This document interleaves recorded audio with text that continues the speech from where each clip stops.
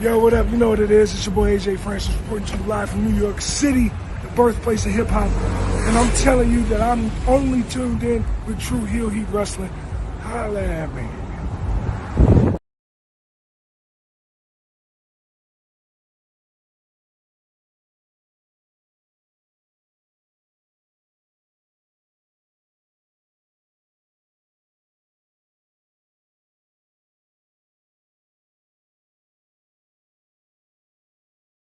What's going on, everybody?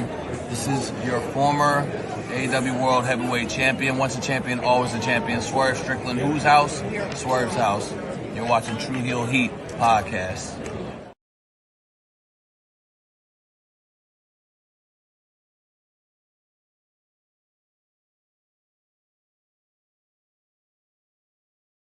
What's up, Tru Heel Heat? Tru Heel Heat. What's up? Tru Heel Heat.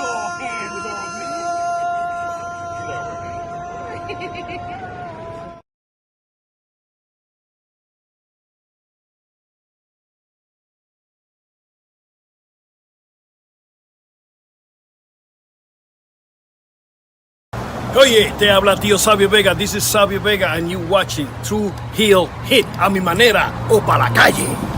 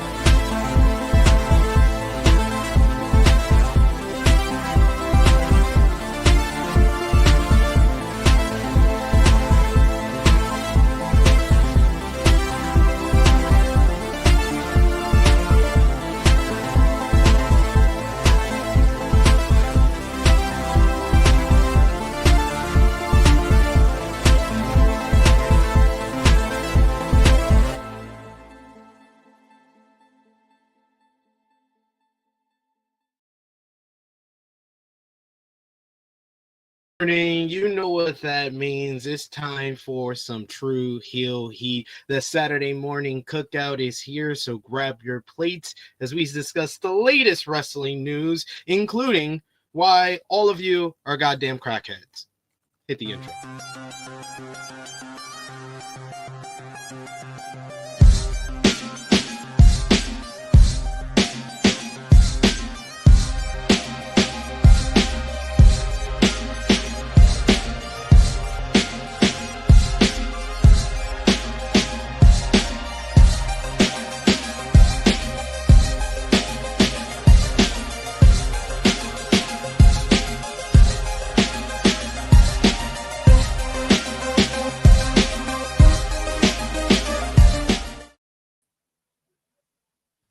Hello.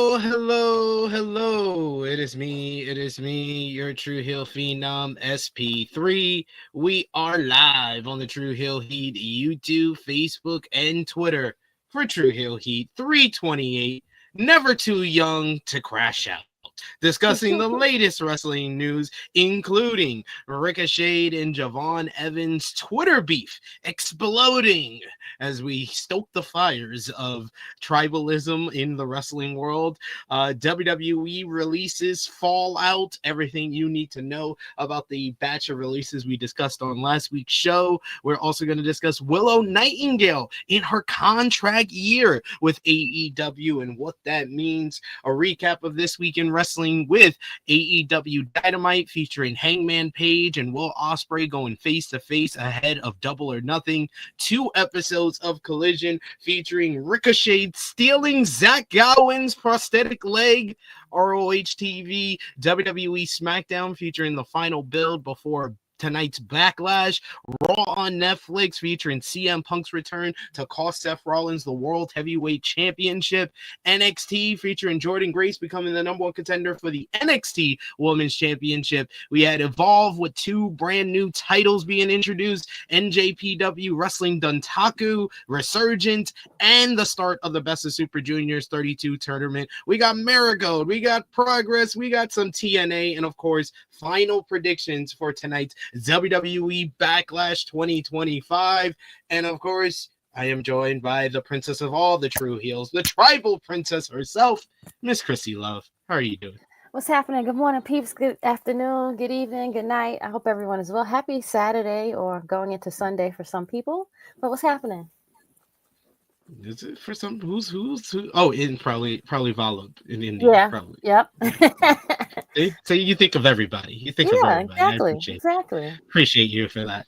Yes. It's another Saturday morning. We appreciate y'all for joining us. Of course, if you're joining us live, we appreciate that. We appreciate y'all if you're watching us on demand. Either way, show your appreciation back the simplest way possible. Just drop the thumbs up on this video. You can share this video with all your wrestling fans, friends, and family across all your favorite social media platforms. If you're new to the Tru Heel Heat YouTube channel, hit that subscribe button, hit the bell to stay notified for all the great content here, and of course, sound off in the live chat. We love to interact with all of you guys, hear your thoughts on this week in pro wrestling across the board. We'll be covering everything as per usual here on the Flagship podcast, so join us here every Saturday as we talk about it. We're starting a little bit early this week, 10:05 a.m. Eastern time, 3:05 over here in the UK, so appreciate y'all if you're with us early. And of course, sound off in the live chat if you're with us live. We love to interact with all of you. This is the most interactive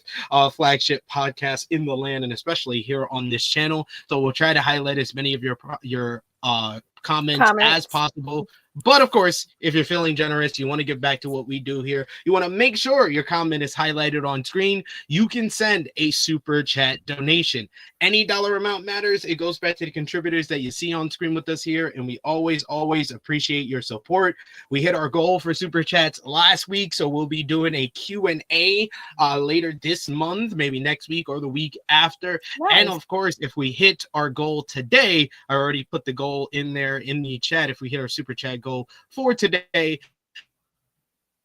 we'll be doing a call-in episode next month, so you guys can determine what we do in the next coming. So we always appreciate how you guys support us here on the Flagship. But we got Brandon Brown, who has been a member of the channel for 18 months. Thank you so much, Brandon Brown, for all the support. We also got Power Driver Finisher, who says, "Mudda, what the did you just call me?"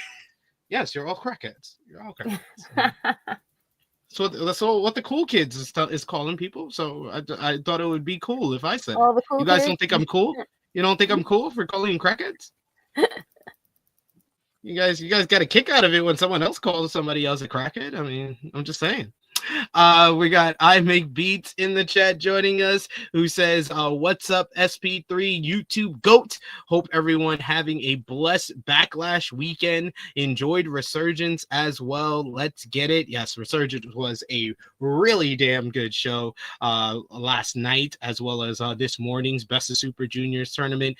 Greg Carter II says NJPW delivered 2 great main events. And I thought all the big matches on both the Best of Super Juniors as well as Resurgence definitely delivered. We got I Make Beats showing some love to Miss Krssi Love, saying hello, Krssi. And of course, we got to say Happy Mother's Day to Krssi Love. Thank you. We got some love in the chat. Great Carter II saying Happy Mother's Day, Krssi. We also got here I Make Beats, who says I'm a crackhead for that heel heat. Yes. There you go. And yes, thank you, Greg Carter. I will let her know that I will let my missus. She went from Mrs. P3 to now she is Miss Sports Illustrated because I am a part of WWE canon now. Yes, me.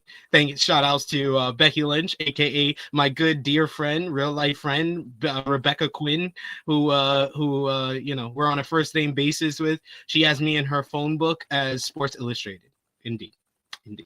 Thank you for that. I will let Miss Sports Illustrated know you wished her a happy Mother's Day. We got Power Driver Finisher wishing Miss Krssi Love a happy Mother's Day as well. We also got I Make Beats who says, it's not Mother's Day here. You made me panic then. Haha. Happy Mother's Day to the moms. Yeah, I mean, I know it's not Happy Mother's Day here in the UK. We celebrated that in March. While I was here with the missus, we celebrated Mother's Day there, but I did have to send some stuff for my mom, who is in the US, where it is Mother's Day tomorrow. But me and Krssi Love are not alone as usual. We are joined by the True Draw himself, Josh. How are you feeling? It's a struggle. I don't have a microphone, so I'm gonna try to project my voice as high as possible. I want to plug in my mic. I guess the wire is damaged, so I have to get a new wire for it. Well, you do always be trying to adjust your mic all the time, so I don't know. Maybe it's turned on you. It's tired of you touching it all the time. Maybe. It could be that. How are you feeling today, though, otherwise? I mean, I'm fine. Some drama to talk about today, that's for sure. Yeah, you're all crackheads. Like I said it at the top of the show. You're all crackheads. I guess I'm cool because I said that. I mean, unless if you're 21, I guess is a cool thing to say, right? Yeah, all the cool 21-year-olds are saying it. So I mean, why can't I? I mean, B says, nah, I thought I had forgot for a second. No worries. We're here to help. Seth says, I did enjoy NJPW Resurgence. It's a really damn good show. They just got to work on their production. That's the only downside to the New Japan of America shows, is that production sucks. You could barely hear the commentary, and they had a great commentary team with Walker Stewart and Veda Scott, but that production is not that good. Not that good at all. I mean, Beat says, not this guy. Nah, just kidding. Hello, Josh. Hope you're good. Full of shit. You're full of shit like a lot of people last week. Don't act like I ain't see the chat last week. You slick motherfuckers. Jesus Christ, what did I miss? What did I miss last week? I saw that. Don't worry. When I see the corporates in the chat today, I'm gonna call them out. Don't worry. What did they say? I missed this, or I don't remember. No, I do too many shows. I can't remember the chat. No, they don't show me love, right? When I'm gone, it's like, oh, hey, yeah, we got Top Guy back, yay! You think I didn't see that shit? He's like, y'all don't forget about me. Fuck yeah. We got Brandon Brown who says WWE should give you media access now since they are name dropping you. I know they should. I agree. When they're back in the UK, I want my free ticket. Now I did get a ticket to Monday Night Raw, so I can't complain too much. But I want media access. I want to interview Rebecca Quinn, my good friend Rebecca Quinn, who has me in her phone book as Sports Illustrated. You would think you would think they would like back crap like cash on that. Like you think WWE would try to do something with that, but right? You know, I'm just saying. You shouting out Sports Illustrated, man, as well. Throw me a few bones here. I'm just saying. We got IB says it's all on record. Indeed, he says fickle THH fans. Josh should cut a "You People" promo on y'all. Power Driver Finisher says, "Shit, my bad." My bad. She shut up. Shut up. You don't mean that. Well, Josh is in a mood today. But we got to start off every flagship podcast, as we usually do, with our Tru Heel roll call, shouting out all of you who support us across social media and here on the Tru Heel Heat YouTube channel. First up, we got our top 3 conversation starters on our Tru Heel's group page on Facebook. We got the Vegas Bad Boys of Podcasting. We got Joe Bonelli and Stewie John Palmer. Our Patreon backers, you got Volub, you got Alan Weinstein, Negro Buck Nick Jackson, Professor Chris, Trey, Robert, Steve, Ladarius, John, aka John Martin, Dolores, James, Alan, Santo, I Make Beats, and Justin Rich. Thank you so much supporting us over at patreon.com/Tru Heel Heat. $3 a month. The best way to support us when we are not live here, and we'll be having some more content over there in the weeks to come. But let's get, without further ado, into what we missed. And just to make Josh happy, we're not going to start off with WWE for like the first time in multiple weeks. I think it's been like a month. We started off every flagship episode with WWE. But AEW had a lot of the news that we're going to talk about mostly on this show. So we decided to start off with AEW this week. And we're going to start off with AEW Collision from last Saturday and move our way over to Dynamite from this past Wednesday. But last Saturday, Collision, it did 341,000 viewers, so down significantly from Playoff Palooza that did over 700,000. But it was another really good show from Atlantic City, New Jersey. FTR beating the Paragon in a terrific 2 out of 3 falls main event. Post-match, Daniel Garcia came out to issue a challenge to one member of FTR for a singles match on this week's Collision. Timeless Toni Storm, the AEW Women's World Champion, had another title eliminator, defeating Lady Frost. Post-match, after debuting a new finisher, the TCM Chicken Wing, Storm cut another fabulous promo where she stated that she is here and she is queer and she is timeless. Sammy Guevara made his return to AEW television, picking up a victory over AR Fox, Roosh, and Kevin Knight in a pretty fun 4-way to win $100,000. Yes, Tony Khan, stay giving away his money for free. AEW World Champion Jon Moxley cut a promo on Samoa Joe, 2 promos on Samoa Joe ahead of their steel cage matchup at Beach Break. Megan Bayne beat Harley Cameron in a decent affair. Post-match, Bayne and Penelope Ford attacked Harley until her Coachella sister, Anna Jay, made the save. And Josh Alexander versus Brody King went to a 15-minute time limit draw in a great match. Post-match, Lance Archer came out to help Alexander and wound up attacking King in the process with Josh to lay him out, and the Don Callis family standing tall. But that took us over to this past Wednesday, AEW Dynamite, which did 629,000 viewers, so the same as last week. The show featured Hangman Adam Page kicking off the broadcast by reflecting on the past 2 years of his life and his bitter rivalry with Swerve Strickland in a tremendous promo, explaining how it changed him and he gained something that made him cause pain to everyone around him. Hangman says that he was putting his feud with Swerve behind him to win the Owen Hart Foundation tournament, and when he faces Will Ospreay in the final at Double or Nothing. This brought out his opponent for the next pay-per-view, Ospreay, as he cut an outstanding promo talking about his Owen Hart Cup final being about his ascension more than Hangman's redemption, and how he is the one that's representing AEW now in comparison to how Page used to be when he aligned with Dark Order to eventually become the AEW World Champion. They were both interrupted by the Don Callis family, who talked trash about both men until Ospreay held back Hangman, who was about to snap and go after them, and issued a challenge for a tag match. But Hangman took exception to Ospreay putting his hands on him and stared down with Ospreay as Callis accepted the challenge for next week Beach Break. It will be Will Ospreay and Hangman Adam Page going up against the Don Callis families, Konosuke Takeshita and Josh Alexander, in what should be a spectacular matchup.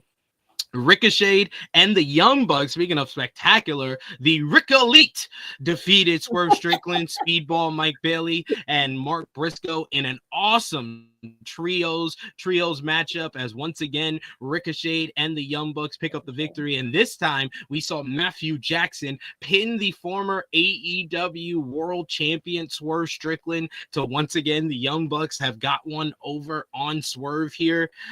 You also had another member of the Elite, Kazuchika Okada, was in action as he faced Kevin the Jet Knight, who was attacked from behind by Roosh after their interaction on Collision in the four-way matchup. He was eventually saved by a speedball before starting the matchup, which Okada didn't really care about his opponent being attacked, and we got this great picture.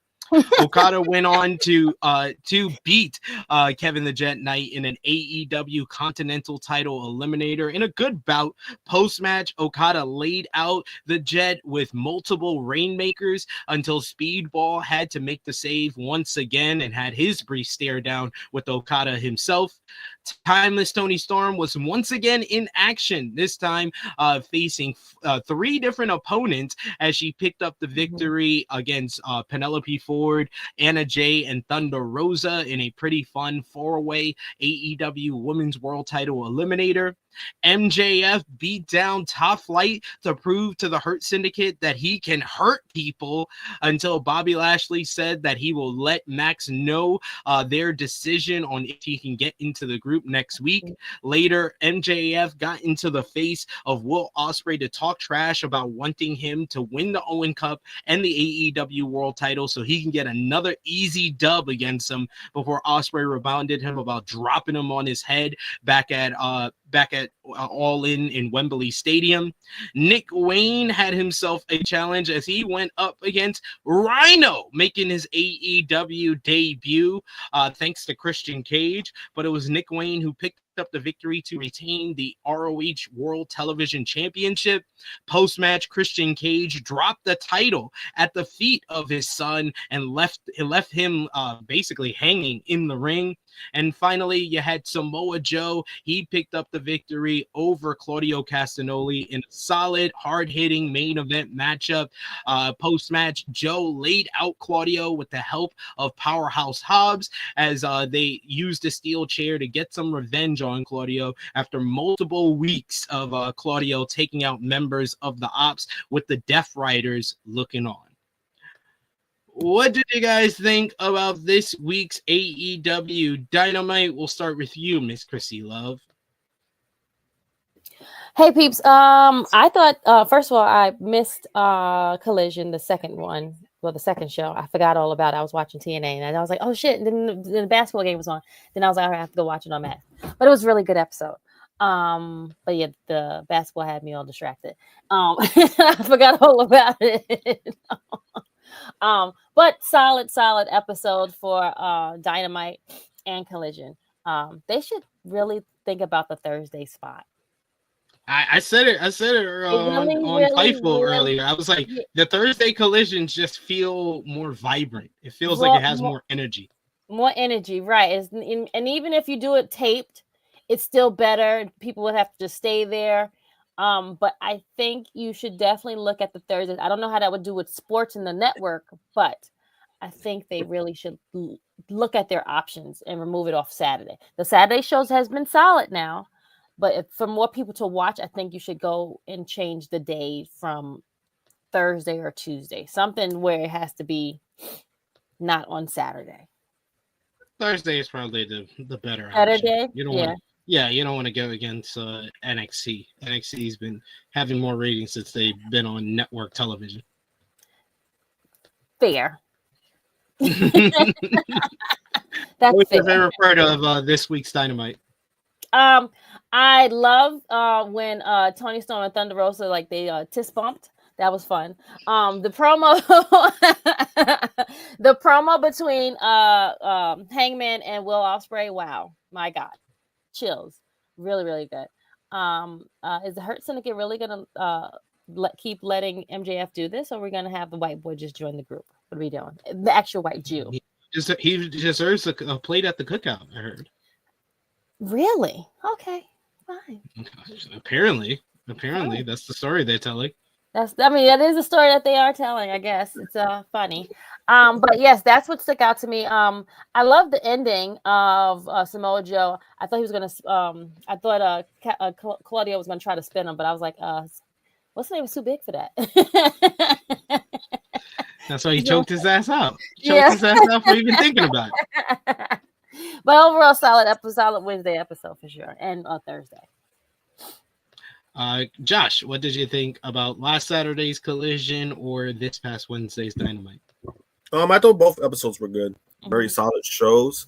When it comes to Collision, I mean, Collision's been, has been really good to watch. So I'm glad they've been putting like focus on that, using the continuation of like what they left off of Dynamite or storylines they haven't been presenting on Dynamite. They've been doing it on Collision.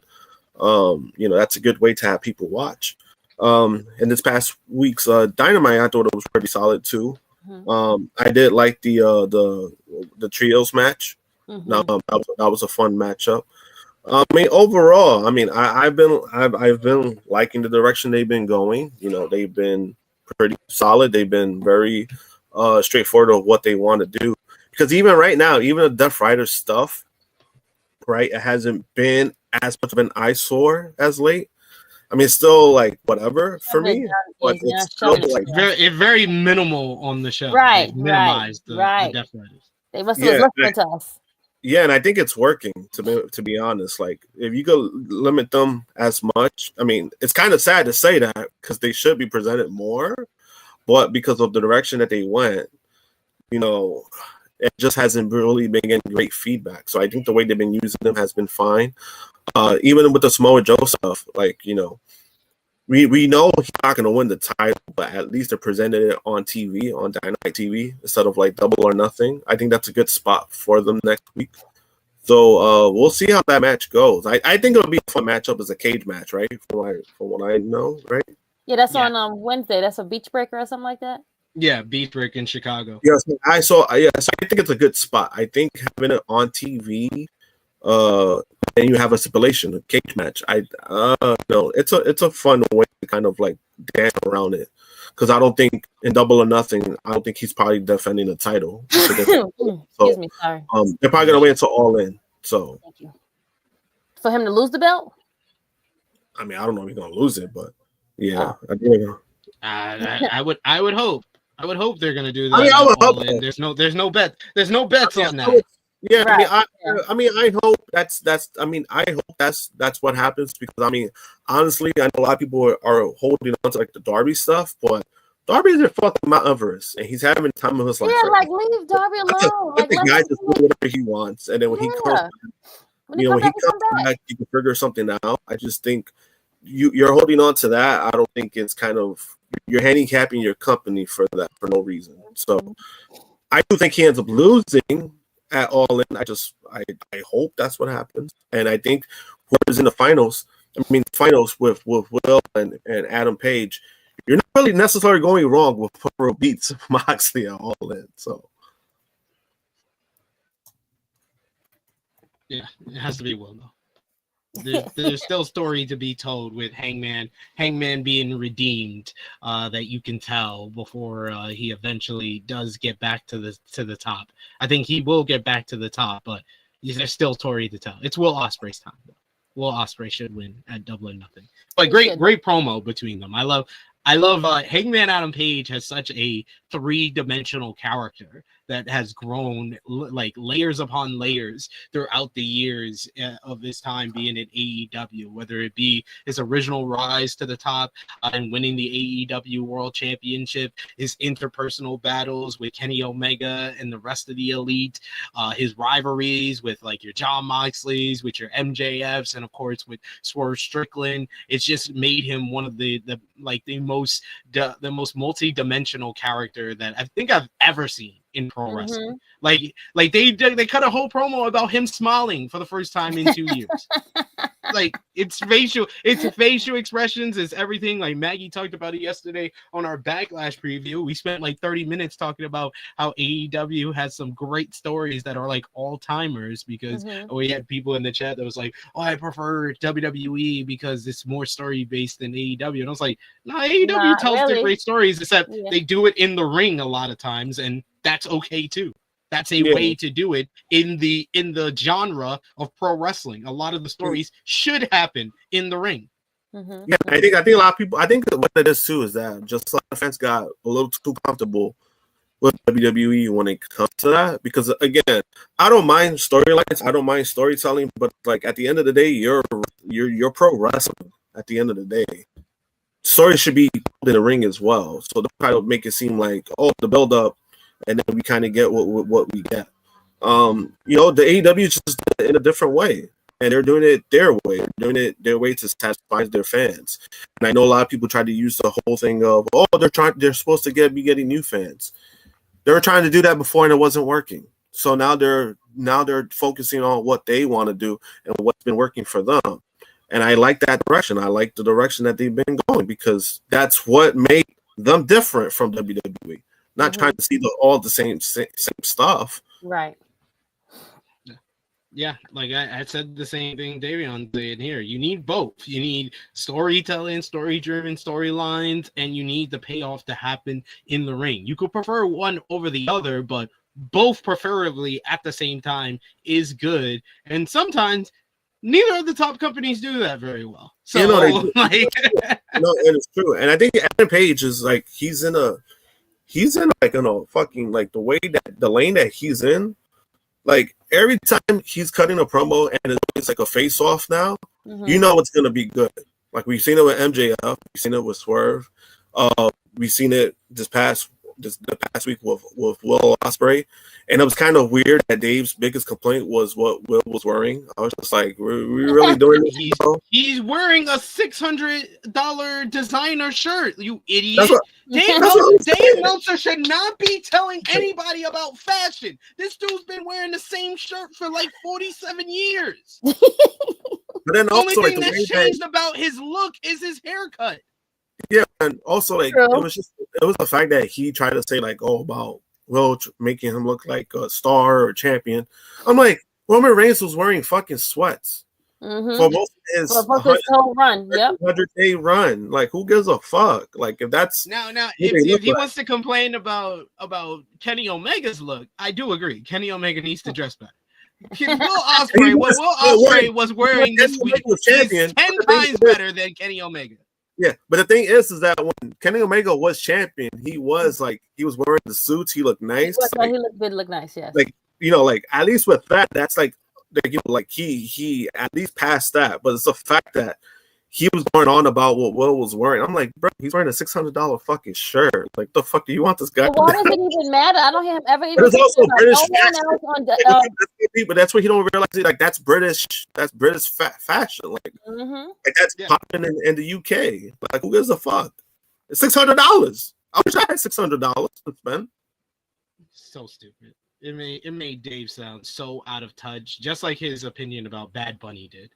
But let's talk about the news from this week. As you see in the headlines, we got two main topics that have to do with AEW. We will take the light one, or I guess it's not that light, but we'll take the lighter one first. As Fightful Select yesterday made a lot of big news, a lot of big headlines, as another AEW star is in their contract year, and it's a big one.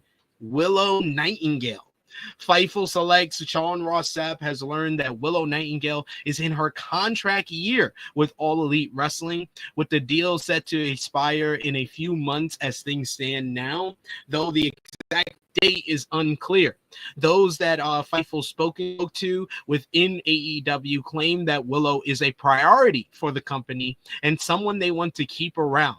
It's probably no surprise that Willow Nightingale is well liked within the company. You see how she is on camera. It's kind of like an extension of who she is in real life. All Elite Wrestling expects to retain Willow from what Fightful understands. Everyone that Fightful spoke with believes that it's a guarantee that Willow is offered an extension to remain with AEW for the next couple of years. But this is a big name, and I think that it made so much news is because she's one of the prominent stars in the women's division, and you're coming off of all the news of just a month ago with Mariah May being in her contract year, and then it was later revealed by Dave Meltzer and Brian Alvarez on Wrestling Observer Radio that those within AEW and WWE expect Mariah May to go to WWE when her contract expires.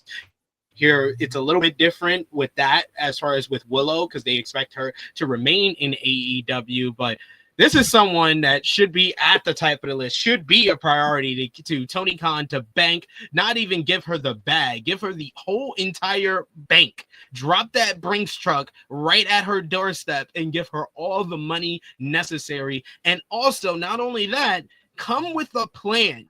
Come with a plan to negotiations that we are signing you for 3 to 5 years, and you're going to be one of the faces of our women's division. You're going to be one of the faces of our company, because no one is a more beloved and endearing and likable babyface in all of pro wrestling, regardless of gender, quite like Willow Nightingale. Willow Nightingale is a prototypical babyface. She's a great promo. She's great in the ring. She's a great ambassador for AEW. She checks so many boxes for them. She could be their female John Cena if they ever choose to kind of push her in the way that she is supposed to be. And to a lot of folks, I understand the thought of, yeah, she should have been AEW Women's World Champion 2 years ago, but now's better than never.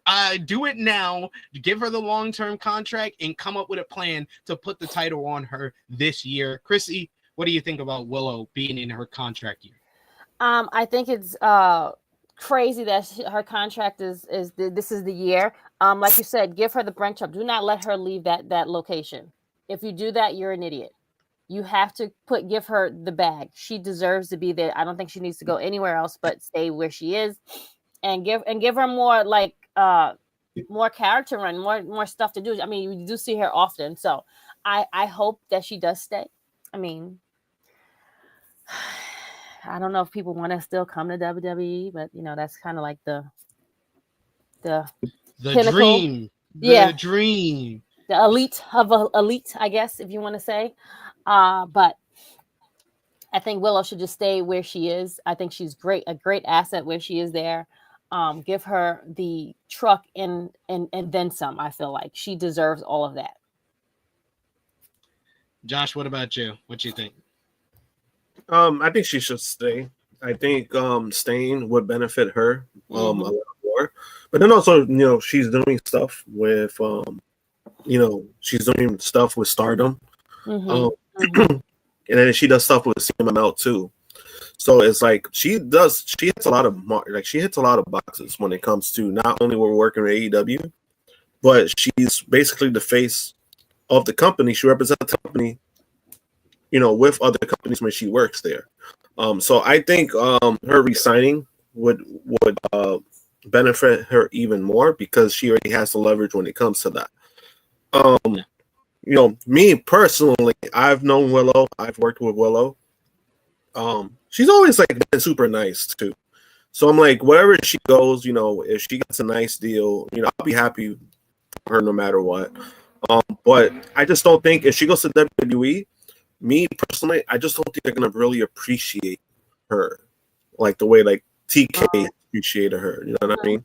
And I think to me that's more important for her, because again, she's such a super nice person. And a couple years ago, a lot of people don't know either too, is that during when she was still independent, she had neck surgery. She had major neck surgery, and she worked her way through that. No big contracts, no nothing. She worked through that shit, and she was able to come back. And then, little after that, that's when she started working with AEW. So I was happy for her when it comes to stuff like that. But as far as where she should go, definitely AEW. I think she's where she needs to be at. And I think that she signs a new deal that they will have a better set plan. I think what it was prior, because a lot of people don't know, what it was prior was that she wasn't technically contracted yet. So she was in a situation where she was being used, but she wasn't getting she wasn't getting put over a lot because they didn't know the situation. They didn't know if she was going to stay or not, and she ended up staying. But besides that, I mean, generally, wherever she goes, I'll be happy for her no matter what. I just think AEW should be the place because she'll be appreciated way more. Agreed. I do agree with that. I think that there's so many other like girls right now that would be ahead of her if she made the move to WWE. I think that if she did go to WWE and that's the choice that she wants to make, then sure, I think that she could be successful there and find a good spot and make a lot of money there. Mm-hmm. But I don't know if she would have to start over. I think that's the whole thing that we're thinking with like Mariah May, that Mariah May has gotten to a certain spot, a certain level of elevation, and now she's probably going to have to start over upon going to WWE. With Willow, I kind of feel like that would be the same thing, but she doesn't have like the same look that WWE like kind of values a little bit more, quite like Mariah May does. Correct. So I feel like AEW, she's at a certain position and she still has so much more that she can accomplish to be one of the faces of the women's division and faces of the company, that I think there's room for her to grow. So I'm hoping that they give her as much money as possible, because like I always say, I think about the talent first, and I think I'm a notorious bag watcher. I always care about these talents making the fucking bag. Don't fucking take pay cuts for fucking dreams. Wake the fuck up. It's the wrestling business. Don't be a mark. Don't be a mark, because the moment that you're a mark, they're gonna take advantage of you. And we see that with WWE. And that's why I don't think she ends up going to WWE too, because it's more the fact with WWE, when they try to get talent, it's more of they're like, you want to be in WWE, you're gonna come to WWE. Like that's basically their biggest selling point. And they'll offer you whatever they offer you, but for me, it's like, shit, play that shit right. Do your negotiations, see what you get out of them, and if they don't want to value you, then you already know how they feel about you. Exactly. You down somewhere else, you get paid more. You get paid more, and a better schedule. That's it. Definitely a better schedule for sure. Yeah, and there's always the chance that they get a number from TKO and Triple H says, you know what, we quite didn't get what we wanted out of this one, so we're gonna have to let you go, as we saw last week. So just saying, there's no, like, you can be on a guaranteed contract, and I know there's some people in WWE, I think it was revealed by Dave Meltzer on Wrestling Observer Radio, that there's some WWE stars who have a no-cut deal in their, a no-cut clause in their contract, which I'm happy that some people are getting that now, but not everybody is getting that at the same time. So gotta be remembering of that as well. But we wanted to touch on this one first, because the next top story is way more hilarious to talk about. AEW star Ricochet and WWE NXT superstar Javon Evans got into it on Twitter on Thursday in an argument that kind of spread like wildfire. It was prompted when a fan asked Ricochet what he thinks about Javon Evans. Ricochet wrote in response to the fan, he said, "I'd squash him." In a series of now deleted tweets, Evans got into it with Ricochet. He initially wrote, I have to read this how it's written, where he capitalizes every letter of every word that he writes on social media, it seems. So I will read this. Javon Evans. Okay. Yeah, Javon Evans. He's 21, so I guess it's a 21-year-old thing. I don't know. But he said, "My bad. I just got done training at the Performance Center under Shawn Michaels. Something that you don't have or do. But I bet y'all brown egg head ass would squash me if Tony told you to. Much love, OG. Hashtag the young OG. Hashtag Tupac of this generation. Got to worry about those SEO. Those SEO. Got to add those hashtags. Ricochet responded, brother, I was learning from Shawn Michaels with a apostrophe in it, when you was like 12, then went on to become multi-time champion. Let me know when you win one, little boy. And yeah, if Tony asks me, I definitely beat your ass, cuz. Ricochet also commented and said, also, by just simply mentioning my name, this is your most engaged with post. You're welcome for the exposure, kid. Evans then made a crack, but more like a crash out, where he went nuclear with the response to this. Once again, I'll read it like it's written. You learned from HBK when I was 12 and became a multi-time champion. Now you're wrestling in front of 2,000 people every week for a crackhead. Talk about an upgrade. Am I right? Hashtag the young OG. Evans also referenced Ricochet's boss, AEW president and CEO Tony Khan by name when he wrote, sounds like Mr. Khan isn't giving you enough attention. So you had to come for a successful ass youngin'. You're giving me the most views on my posts, and I'm finally helping you get the most attention you've ever had in your career. All love. Ricochet finally ended this Twitter beef and back and forth with by firing back. How many people does the PC hold? Bah! But keep up the energy. It makes you look cool. So yes, we had references to 2,000 people that AEW performs in front of. Their actual attendance is 3,000 for the year. And we've had references to the PC that holds 150,000. No, 150, just 150 people. It's a warehouse, basically, guys. This is one of the most hilarious back and forth Twitter beefs I think I've seen since Seth Rollins and Will Ospreay were arguing about who's the best wrestler, and Seth Rollins decided to talk about bank accounts. Evans also deleted his tweets. I guess he got a talking to from WWE, and he decided to delete his tweets, but you can't tweet and delete nowadays. Youngin, it's already out there. It's already into the wildfire. Josh, what was your reaction to this entire back and forth between Javon Evans and Ricochet? I just want to say this. I have had people who was like, oh, Javon Evans cooked him. Oh, Ricochet got the better of him. Oh, Ricochet made him look stupid. He rage bait him. He trolled him. Ricochet is like 37 years old. He should not take pride, and it's not a flex for him to rage bait a 21-year-old.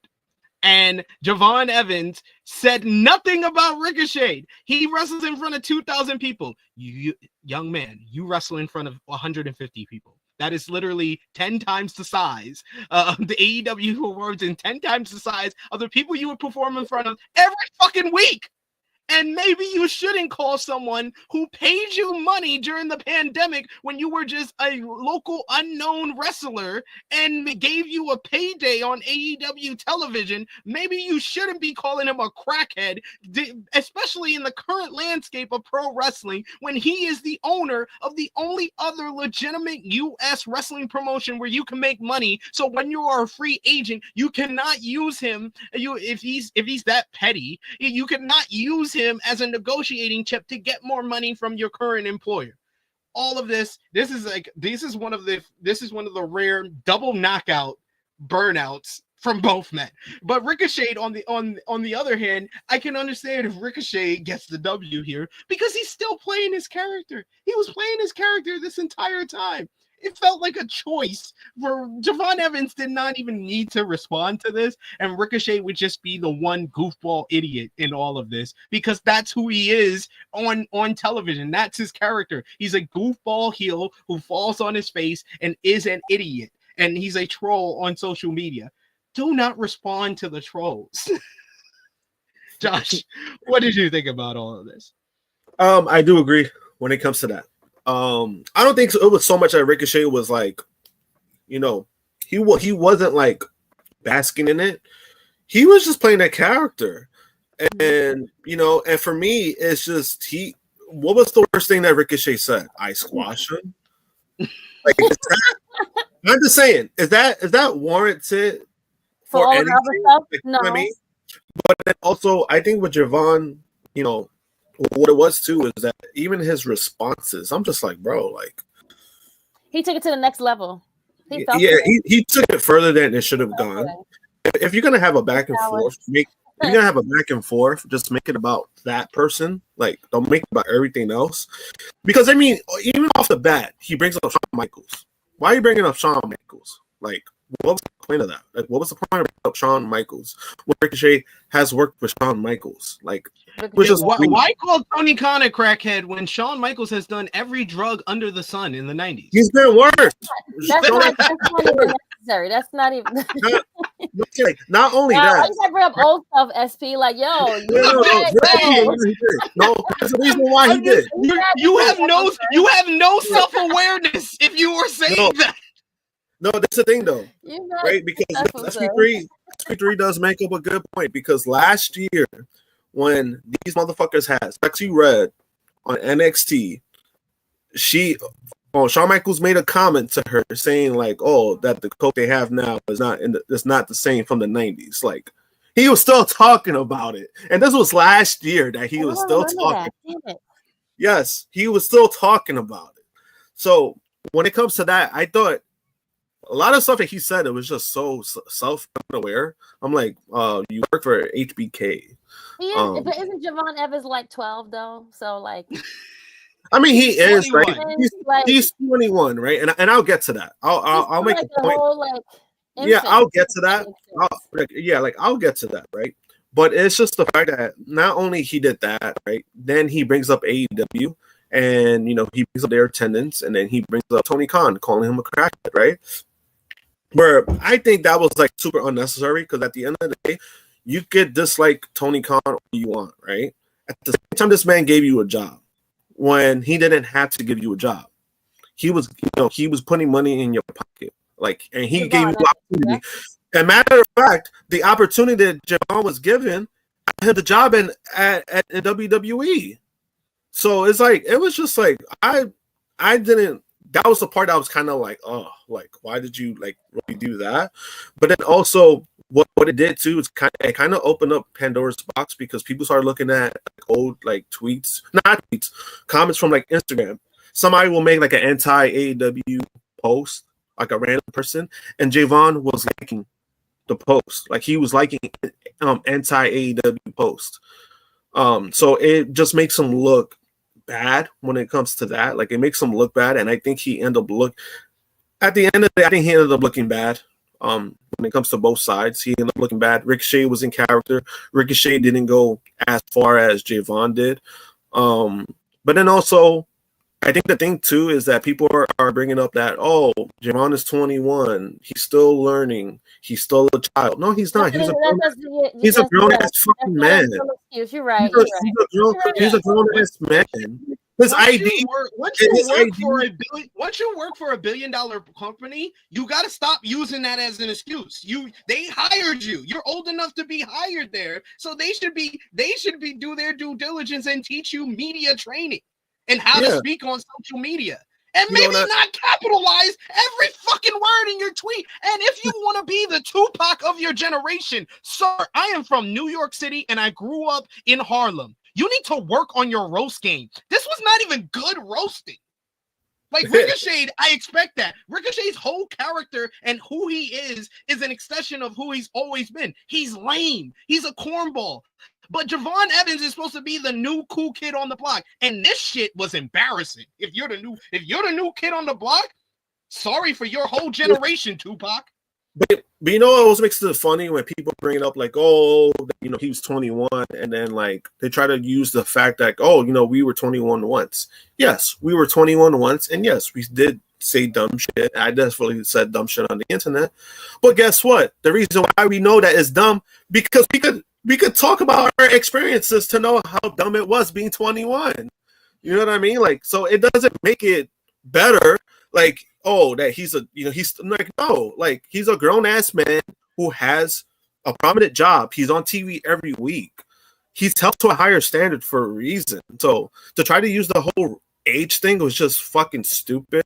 And I know some people try to use the whole CM Punk stuff as well. Like they try to make it as a W. CM Punk attacked somebody that he was 20 years older than, and he got physical with him. Like, just stupid. We do have a run in here from the one and only Top Guy JJ has joined us to chime in on this topic. How you doing, Top Guy? It is amazingly gorgeous outside, so if y'all have some time, get the hell outside today on this beautiful Mother's Day weekend.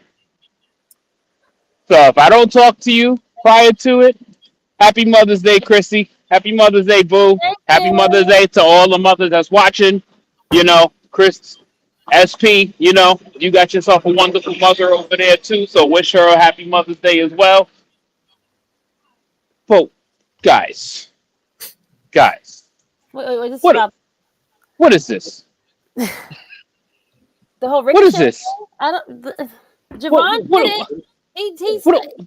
Ricochet was only asked a question, and then Javon just took it to a whole nother level because he's 12 and he don't know how to like know what like being in gimmicks and like being I mean, and then he got to still take the book. You know, he's not reading his books properly yet. He still don't understand. He's not doing his homework. He didn't do his homework. Like he doesn't understand when someone is still in character, and you know, yeah. So homie. So first of all, when did this whole capitalize in every fucking word become a thing? You know that's a lot. You know the type you got to keep. You know, yes. you know how hard. Like you know how much work that takes. Yeah. That you have to fucking literally go and change the size of your fucking letters prior to every word, and then you know the first word that you say is usually the loudest word that you got to say. So I'm glad that you read it the way you did, because apparently every word needed to be loud. Apparently, like what? You know what? Though this does make sense when you only need a 45 to pass in school today. Yeah. So like. That's technically not how it is, but yo, what is happening to? But you know what though, this kind of does make sense with this young cat. This cat is a baby still. He's a baby still. He gonna learn this. We can't get him more of that though. We can't. You know. And Ricochet is just doing his job. Ricochet is just at work, bro. Like, so this is like, oh, you just giving me more material, you dumbass. Like, you just helping me work my craft. Yeah. You just helping me work on my craft, stupid. Like, thanks for the freebie. Like, this is literally just all free work.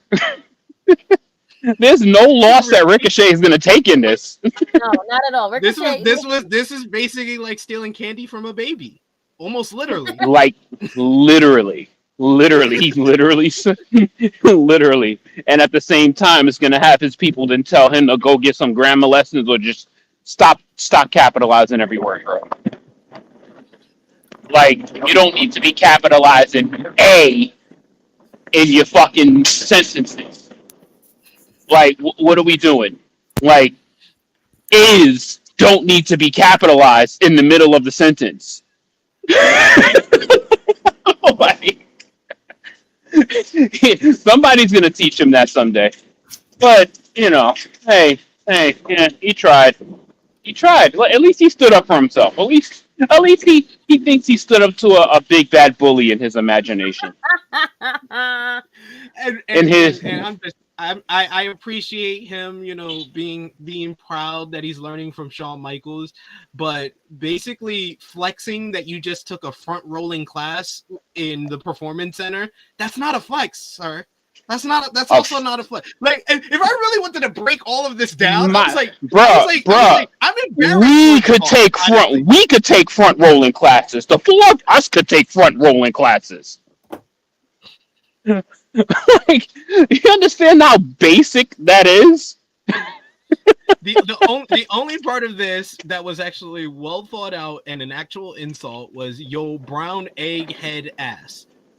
Yes, just focus on him being bald. I don't know why he didn't just focus on that.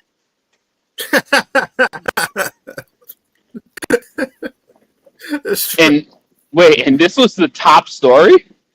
One of them. No, we did Willow first because we weren't gonna give this too much attention as the top story, but this is the funniest story of the week for sure. Oh, wait, what happened to Willow? She's in her contract year. Oh, she's in her contract year. Very interesting. Yeah. Very interesting. That's nice. Well, hopefully she stays in AEW because she ain't gonna get liked by the WWE very much. She's just gonna get thrown in a fucking bag of shit. But hopefully she stays there. She's too sweet. She's too sweet of a person to get treated badly by another place.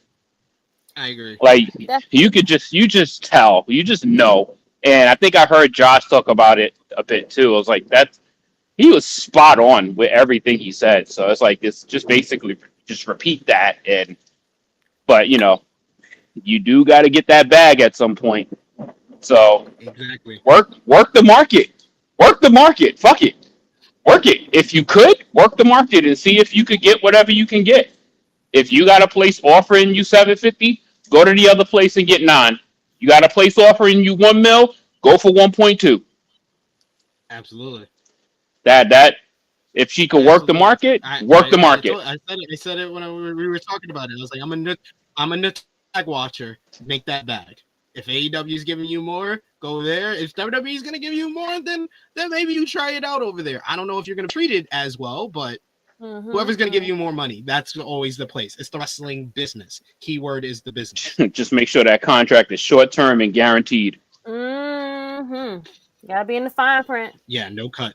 Cut in it. Short term guaranteed. Like, if you're going to go to the WWE with that loaded ass women's roster that they can't even get to everybody, and you just saw how many women they just cut, that might not be the smartest move. That part. I really don't. We said we definitely hope that she does not go over there because she deserves way better. Yeah, they didn't have room for Cora Jade and Dakota Kai and others. Like, yeah, that's not the place for you, love. Not Shayna Baszler. I mean, we kind of knew that was coming. That's Ronda Rousey's friend. Senior Nerd is absolutely right. Wait for Zoe to get her clipping papers. Oh, God. Why are we always doing this to Zoe? Why are we always picking on Zoe? She should have been the first on the list. What you mean? Yeah. Zoe didn't even catch a stray there. She just caught a target. Yo! That shit was a target. I'm just saying, I would have kept her before Cora. I would have kept Cora J before Zoe. I mean, I agree. Completely agree with that. I mean, yeah, but she doesn't get hurt as much. Senior Nerd says TK might give Willow. TK, he said TK might give Willow a bigger bag than he would for Mariah May. Whatever he was giving Mariah May, give Willow that plus double.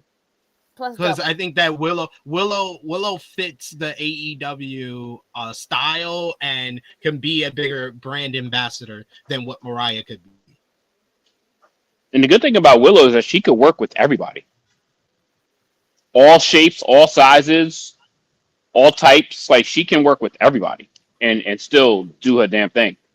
So that's a gift. That's a gift. That's a gift that a lot of people don't have. So that's what's up. Hopefully she makes a lot of money because she deserves it. Absolutely. We got Greg Carter II who says, I respect the continued Zoe shots. She does do a good job of that. She keeps it consistent. Do you want to hear more AEW WWE tribalism, JJ? I got about 10 minutes, so sure. All right, so in more WWE AEW tribalism, Will Ospreay was asked about WWE this week. And Will Ospreay doesn't hate WWE, but he says that he doesn't enjoy watching the product. The AEW star spoke with the Daily Star for a new interview. During the conversation, he was asked about AEW's perceived rivalry with WWE and whether there's a genuine respect between AEW and WWE talent on WWE's product. Will said, I think deep down, we know WWE is a machine and an animal. They're in giant stadiums and doing so good. A lot of people look at us and think we're doing it wrong because WWE is doing this. No, there are different ways of doing it. I got into WWE when I was a kid, but when I became a teenager, I thought it was lame. There were certain guys I enjoyed, like Eddie Guerrero, Edge, Randy Orton is sick. After a while, I was like, this is so pantomiming. People would go, especially coming up in wrestling, less is more. Is it? I'm bored. It's the same stuff recycled over and over again. Every now and again, you'd get something cool like the CM Punk pipe bomb. WWE are on fire now, but not even as a viewer, as a wrestler, I just don't enjoy it. I haven't watched WrestleMania. From what I've heard, it wasn't the best Mania. Maybe Io, Rhea, and Bianca was the only sick match. The three of them are sick. They are three of the best wrestlers, period. For me, I was just never a WWE guy. I respect it. I respect the guys doing it. That schedule is crazy, and they are commendable for doing it. I just I don't like the show. I don't like the style of wrestling. I don't like the presentation. It's gotten better. I love the one shots that they do, but I've never been a big fan of it. When AEW came along and they went with the more sports-based style, it was something I could sink my teeth into. Even this isn't sports-based at all, more presentation. When Hangman comes out with the Dark Order by his side, that segment still gives me goosebumps. That's how you take a group of nobodies who the Dark Order are, a group of misfits, and they told this beautiful story about coming together and their cowboy leader. This is sick. I don't want to use the word cinema, but it was like a beautiful movie that was portrayed right in front of our eyes. And I couldn't believe this is AEW. I love that. I love the fact that they do stuff like an exploding barbed wire death match. It didn't go according to plan, but they're daring to try those things. There are lessons. If I want to be the next guinea pig for that match, I'm happy to volunteer myself to do an exploding barbed wire death match. On the rivalry between the two sides, he said, of course, I respect WWE and I admire everyone there. A lot of people think I hate Triple H, and I really don't. I've never met the guy before in my bit of rivalry where I'll be like, yeah, you guys are the biggest, you guys draw the bigger houses, you guys got bigger deals, but the moment the bell rings, I think we're better than all of them. On my worst day, I'm better than a lot of the guys in ring. Promo, you guys. Sorry. Did he get frozen? Yeah, he was a little choppy during his the delivery. I guess Nick Khan got some people up in the stream right now, so they just wanted to cut his entire mic off. So, while SP is getting his internet back together and getting his firewall protected from the services of the WWE henchmen. Correct. So I respect what Ospreay said. He said everything that we all have been thinking and saying for quite some time now, guys. And for him to even shout out Rhea, Bianca, and Io was very big. You know what I'm saying? But everyone else can fuck off. So I love that. I respect it. I mean, the man he's speaking the opinion of a wrestler, a competitor, somebody that's grew up watching the industry, and somebody that's a part of the industry. Correct. He's a man of his taste, and he delivered it very eloquently and with a lot of thorough, dialogue. And there's nothing wrong with that. Nope. If he's asked a question, he's going to answer it. So this was not something he just decided to talk about. Yes, exactly. So he answered it truthfully, and can't fault the man for it. Like, that's his opinion. That's what he feels. And a lot of the stuff that he said is pretty true, but it's up to you to decide and interpret what he said. But there's going to be people out there, WWE shills, probably Romeo might be one of them, is probably going to call him a hater. Oh, no, he did already. Oh my God. Romeo said when the part where Will said all their matches are the same, he was like, "Oh, all their matches are the same." I think he's describing his own matches. Oh His brother, but sometimes you just want to shake him. No, but we know, but the thing is that we have accepted and known that he is a true WWE apologist. Like it is in his blood. Like WWE isn't all about blood. But you know what else is in our blood? Objectivity. That's another thing that's in our blood. Like, we're able to give opinions and truthful ones about. The craziest thing is that if Romeo was a part of Tru Heel Heat during 2017 and 2018, he would not be a part of Tru Heel Heat today because he would have hated us forever. That's all this show was. This show was built on shitting on WWE. That's all we did back in 2017 and 2018. So, I don't know what part you was reading that you got cut off on, but a lot of what you said. I think it was a part of him, what he was enjoying, what he was watching, and what his stuff being very samey as far as WWE. And I think you started to cut out there. Yeah, he just said, on my worst day, I'm better than a lot of the guys in ring. In ring promo, you guys have a bunch of guys. Punk is sick. Roman Reigns is sick. There are still things I need to catch up on. In ring, I generally don't think there is anyone from that side that matches any of our guys. All right, don't speak for everybody. Now speak for yourself. That's what I would say. Speak for yourself. Look, I think he's saying overall, because of course WWE has he gave credit to Io Sky, Bianca Belair, He gave credit to Punk and Roman Reigns. Seth Rollins is great when he's a babyface, not so much as a heel. Gunther is incredible and one of the best wrestlers in the world. Yeah. But overall, Will Ospreay, Konosuke Takeshita, MJF, Kenny Omega, Swerve Strickland, Hangman Adam Page, keep going. You can keep going. As far as in the ring, Willow Nightingale, Timeless Tony Storm, Thunder Rosa, you can keep going. Yep. So he ain't wrong. He's Again, he ain't wrong. Of people that we can put on any match against anyone else. People, and I think they will wipe the floor with them. I promise you. But I like the fact that he took accountability and said he has work to do in his promo game. So he's got to work on the theatrics. So he took ownership. But, you're going to have people that twist it. You're going to have people that clip sentences. There's people that's going to clip sentences and use it as clickbait. They want to hear. Yep. Yeah. So they're going to clickbait the shit out of this whole interview. Of course, yeah. Like Romeo, he took one part of the whole thing, and so it's like, oh, he's describing his own matches. I was like, just take this entire interview that Will Ospreay said and watch Backlash tonight, and let me know how true it is. Ooh, because we know Backlash is gonna be a big pile of shit. So when you see this main event, you're gonna be like, damn, Will was right. And mind you, we're saying this about 12 hours before the main event actually happens. Yeah. And we all universally know it's going to be shit.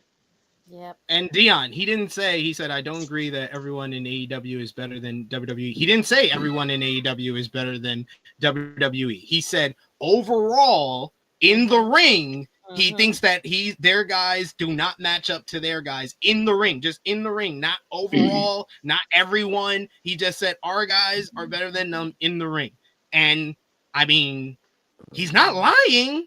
The in-ring product in AEW is better than the in-ring product in WWE. You could say, I like WWE for the presentation. I like WWE for the production. I like WWE for the storyline. But you're not going to tell me that WWE has a better in-ring product than AEW. That's a bold-faced lie. Yep. When was the last time you watched a WWE show that was not a PLE and was like, yo, I got to go back and watch that? It's been quite some time, friend. We'll be doing a lot of waiting. It's been quite a while. I want to say maybe years. We'll be doing a lot of waiting, basically. I mean, you had the really good match between Seth and CM Punk. That was like the debut of Netflix, and then they had the cage match and stuff like that. Okay. So if more than likely the WWE apologist is going to go straight to that. It's literally two dudes when you could go through a whole litany of matches that you see on the other side that Will is talking about as far as the in-ring. He separated the two. So people's going to, again, selectively hear this conversation and choose what they want to hear and respond how they want to respond. So true. So true. So true. Yeah, but I'm gonna let Josh handle those WWE marks because they're gonna flood the gates with comments in a couple of minutes. So Josh got the barrel rate. Wait, and he got the barrel rate, and he just the silences is all intact next to Prince. I'm telling you, they all down there ready. Josh is ready for it because he put Prince down, so he's ready for the smoke. That's what I'm saying. They're all sitting next to Prince. That's what I'm trying to tell you. I don't know, man. Yeah. A lot of them are hiding. A lot of them are chicken shit. So I mean, they're hiding. So I'm not too worried about that. It's loaded, locked and ready. Yep. What he said is not a lie, and people are just exactly. People are just upset. And that's not even on their good days. Like we're talking like he's just being like on a regular day. Like, well, people are just upset because it was Will Ospreay who was saying correct. He worked for AEW. That's why people are upset. People are like, he can't get WWE out of his mind. He was asked a fucking question about WWE. Ricochet was like, that's why I prefaced it before I went through everything. I was like, he was asked this because there's so many people that will comment under just a quote and be like, why is he always talking about WWE? Because he's asked about it. Yeah, he don't want to turn that was literally the preference is that he was asked the question. Credit to Will, he answered it. Like I respect that. He didn't dodge it. He didn't say, "Hey, I don't want to talk about them." He answered it. He answered it truthfully. But also, this is always kind of how he felt about WWE. That's why he never went to WWE. Yeah, so it's like they tried to probably get him. They did. Not probably. They did. They even admitted it. Yeah, they try to. And every interview, he crushes their little fanboy dreams. They're gonna be tight. But then also, it's just funny because these are the same people who complain that he doesn't sell his matches, he doesn't do this, he doesn't do that, he's not a real wrestler. But I get, but the moment that if he would have signed with WWE, they would have been jerking off all over it. So it's they're just upset. I'm just saying, they're just upset that he didn't sign with them, and he chose. They would be glazing. He ain't wrong. He chose AEW, so it's like sometimes people just need to get over it. WWE is not perfect, and we've been saying that. Like people want to talk about their storylines and bring up cinema this, cinema that, or like aura this, aura that. Like who gives a fuck at this point? Like, Cinema. It's not that good. Like, you know what I mean? Like, we could say this year, right, that AEW has had a better weekly shows than fucking WWE has had. Raw and SmackDown. Raw has been getting better. Like Raw has been a lot better to watch recently, and I'll admit that. SmackDown has been ass. SmackDown's been ass for going 3 hours. Show, I'm just like, it's just like noise at this point. So what can you really argue about? And then also the road to WrestleMania was trash. And then we got what we got with WrestleMania. Like we got a WrestleMania that was like mixed bag. It is what it is. It happens. But it's not cinema, Josh. It's not cinema. They go fuck their cinema. You want to go to the fucking movies? Go to the movies. Pay a $15 ticket. Cinema. It's not cinema. Cinema. The most over boy, SPO, bro. We was literally about to say the fucking same exact shit. The most overused term in all of 2024 going into 2025. Oh, what's the other one? What's the other one, JJ? The other one is aura, cinema. Aura. You know what? I'm gonna go to work now off of that shit right there. Because because you know what? None of those two words are wrestling. Like, the fuck are people talking about? People coming out there with the Akuma vibe and shit, and you see that shit vibrating off their fucking bodies, and that's literally, oh shit, 5 stars. 5 stars. It's 5-star cinema. Now, thank you so much, JJ, for joining us. Yes, thanks. I love you guys, man. JJ, brother. Peace. And I'll see y'all guys soon. Peace.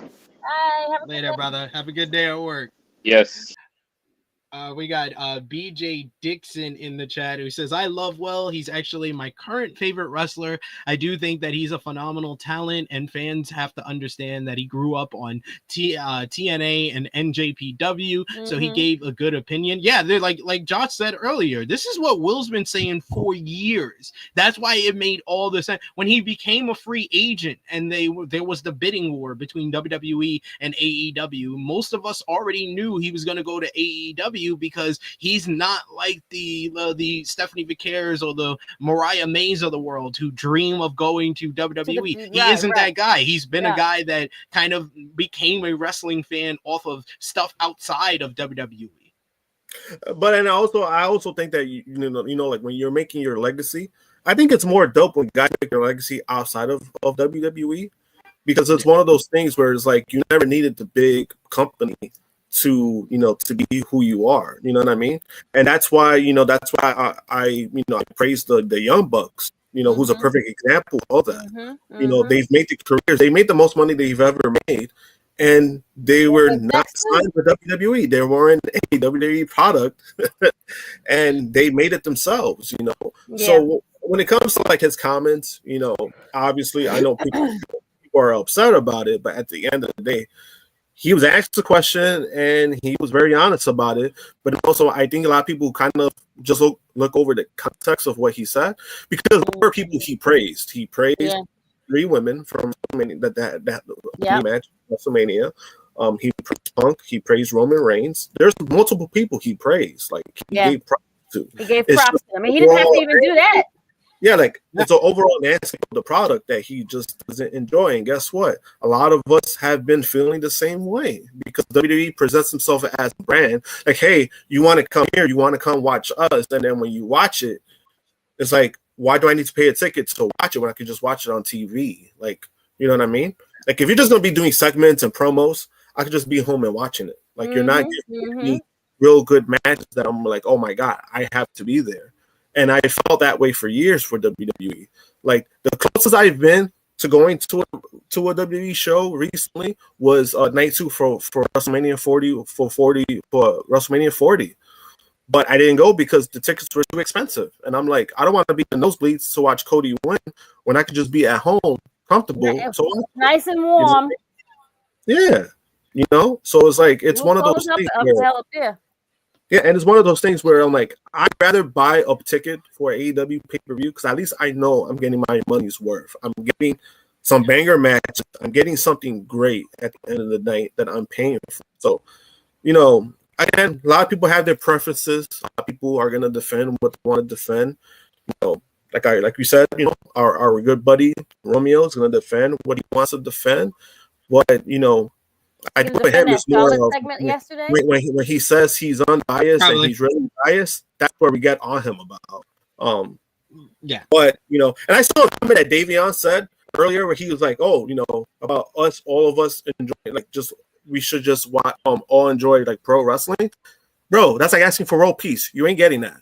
When it comes to when it comes to wrestling fans, nah, this has always been the same. Like when before AEW was around, when a lot of wrestling fans were gravitating towards New Japan, they'd be like, "Oh, that doesn't have any stories." When New Japan was doing some of the best stories of the mid 2010s into the late 2010s, but it was because all the stories were done in the ring. Fans would say some stupid shit like that, or they saw the Will Ospreay versus Ricochet matchup, and he's like, "Oh, it's all just flippy shit." It's like that's one match. Like Ring of Honor. Ring of Honor, when they had like their surge of like popularity and great matches, people were saying the same thing about Ring of Honor, but people were gravitating to Ring of Honor because of that, because we were getting something different. You know, obviously they weren't in the position of where AEW is at now, but you know, that was also another alternative that people were looking to. But then the possibility of them being free agents, and then they did the All In show, the very first All In show. It changed the landscape in a lot of ways. So you know, again, I don't hate at the end of the day, I don't hate WWE myself. There's a lot of talent that I like, and I like enjoying their stuff. I just like the fact that we could get two different things. That's what I like. WWE is good at what they do. Different things. They do a lot of more. Their stuff is more like production wise. Like they do more stuff heavy based off of that. It's a different kind of thing, and that's why I've always been saying. Like I like the fact that AEW is different. WWE is different. WWE is always going to be on top because of the money that they're making. And that's 100% fine. I'm always okay with that. It's just the fact that when people try to go overboard with what they feel, or they're just not being true to themselves. If there's something in WWE that's not good, just fucking say it's not good. And I think that's the difference with us compared to like other people. We could say that, and we could give criticism. Even to AEW, when AEW was struggling last year, we were giving our takes, we were giving our criticisms. I think that's okay. If they have a rough stretch, just say they have it's okay to talk about it. Yeah. You just have to be honest. You don't have to be for a promotion. It shouldn't be about a promotion. You should like the wrestling you like, but you don't have to be you don't have to accept if it's something below par. And I highlighted this comment by Senior Nerd, who said, by the way, while AEW is going up in quality, WWE has been way down since last year. I don't think I've ever had a better take than when I said 2024 was the last great year for Triple H booking, because we're 5 months in, and that I look like Negro Damas right now. You do. And it's not nothing like to be like. It's nothing like I'm not happy about it. I'd rather it be good. Exactly. Like you don't want to be the one that like sits on it, but I saw the signs. Yep, it's true. It's so true. It's nothing to like you want to say like, oh, let me just say I did this, I said it, but it's like I don't want to say that. Like the whole thing, I want them to do good, but they just keep proving you right. That's all it is. That's it. Exactly. Like why y'all keep proving me right? I don't want to be right. And once we seen that shit show of WrestleMania, you've been like, bro, like you need to go back and go back and start from scratch. Like you seen that and it's kind of cool. You have the DMV, go to scratch. You have to go back and start all over. You got to start over. This is not it. This is definitely not it. Yeah, and it's funny because like when Sid was saying that, right? Like when Sid was saying that, I was kind of like in agreement with him. And for a while in 2024, like towards the end of the year, I kind of felt that way, or I was just like, oh, shit hasn't been that good lately, right? You know, like I kind of felt that way towards the end of the year. And then, you know, then Ibu makes like his post about like he broke it down like 2023, 2024, like 2022, 2023, 2024. And then he was talking about how like he thinks 2025 would be the last great year of Triple H. But then I was like, well, Sid said it sooner. So like Sid was a year ahead, basically. It's a very surface level, I feel like. It's just been like coasting by. Because I think what it was too, I think WWE, I think what it was is that they focus more on the other stuff. Like they focus more on like moving to Netflix. They focus more on going to like their having their TV deals. They were more focused on that. So then people, you know, within the PR team, they're trying to cover up certain things of like, oh no, like this is basically done on purpose. Like we're having a downtime right now because we're preparing for other things. But then when we were kind of waiting, even like the road to WrestleMania, we're kind of waiting for it. We're waiting for it. Then when we finally got it, like the Cena heel turn, we're like, oh shit, things could turn around. Right. And then with that, it really didn't. Like they really didn't capitalize on that.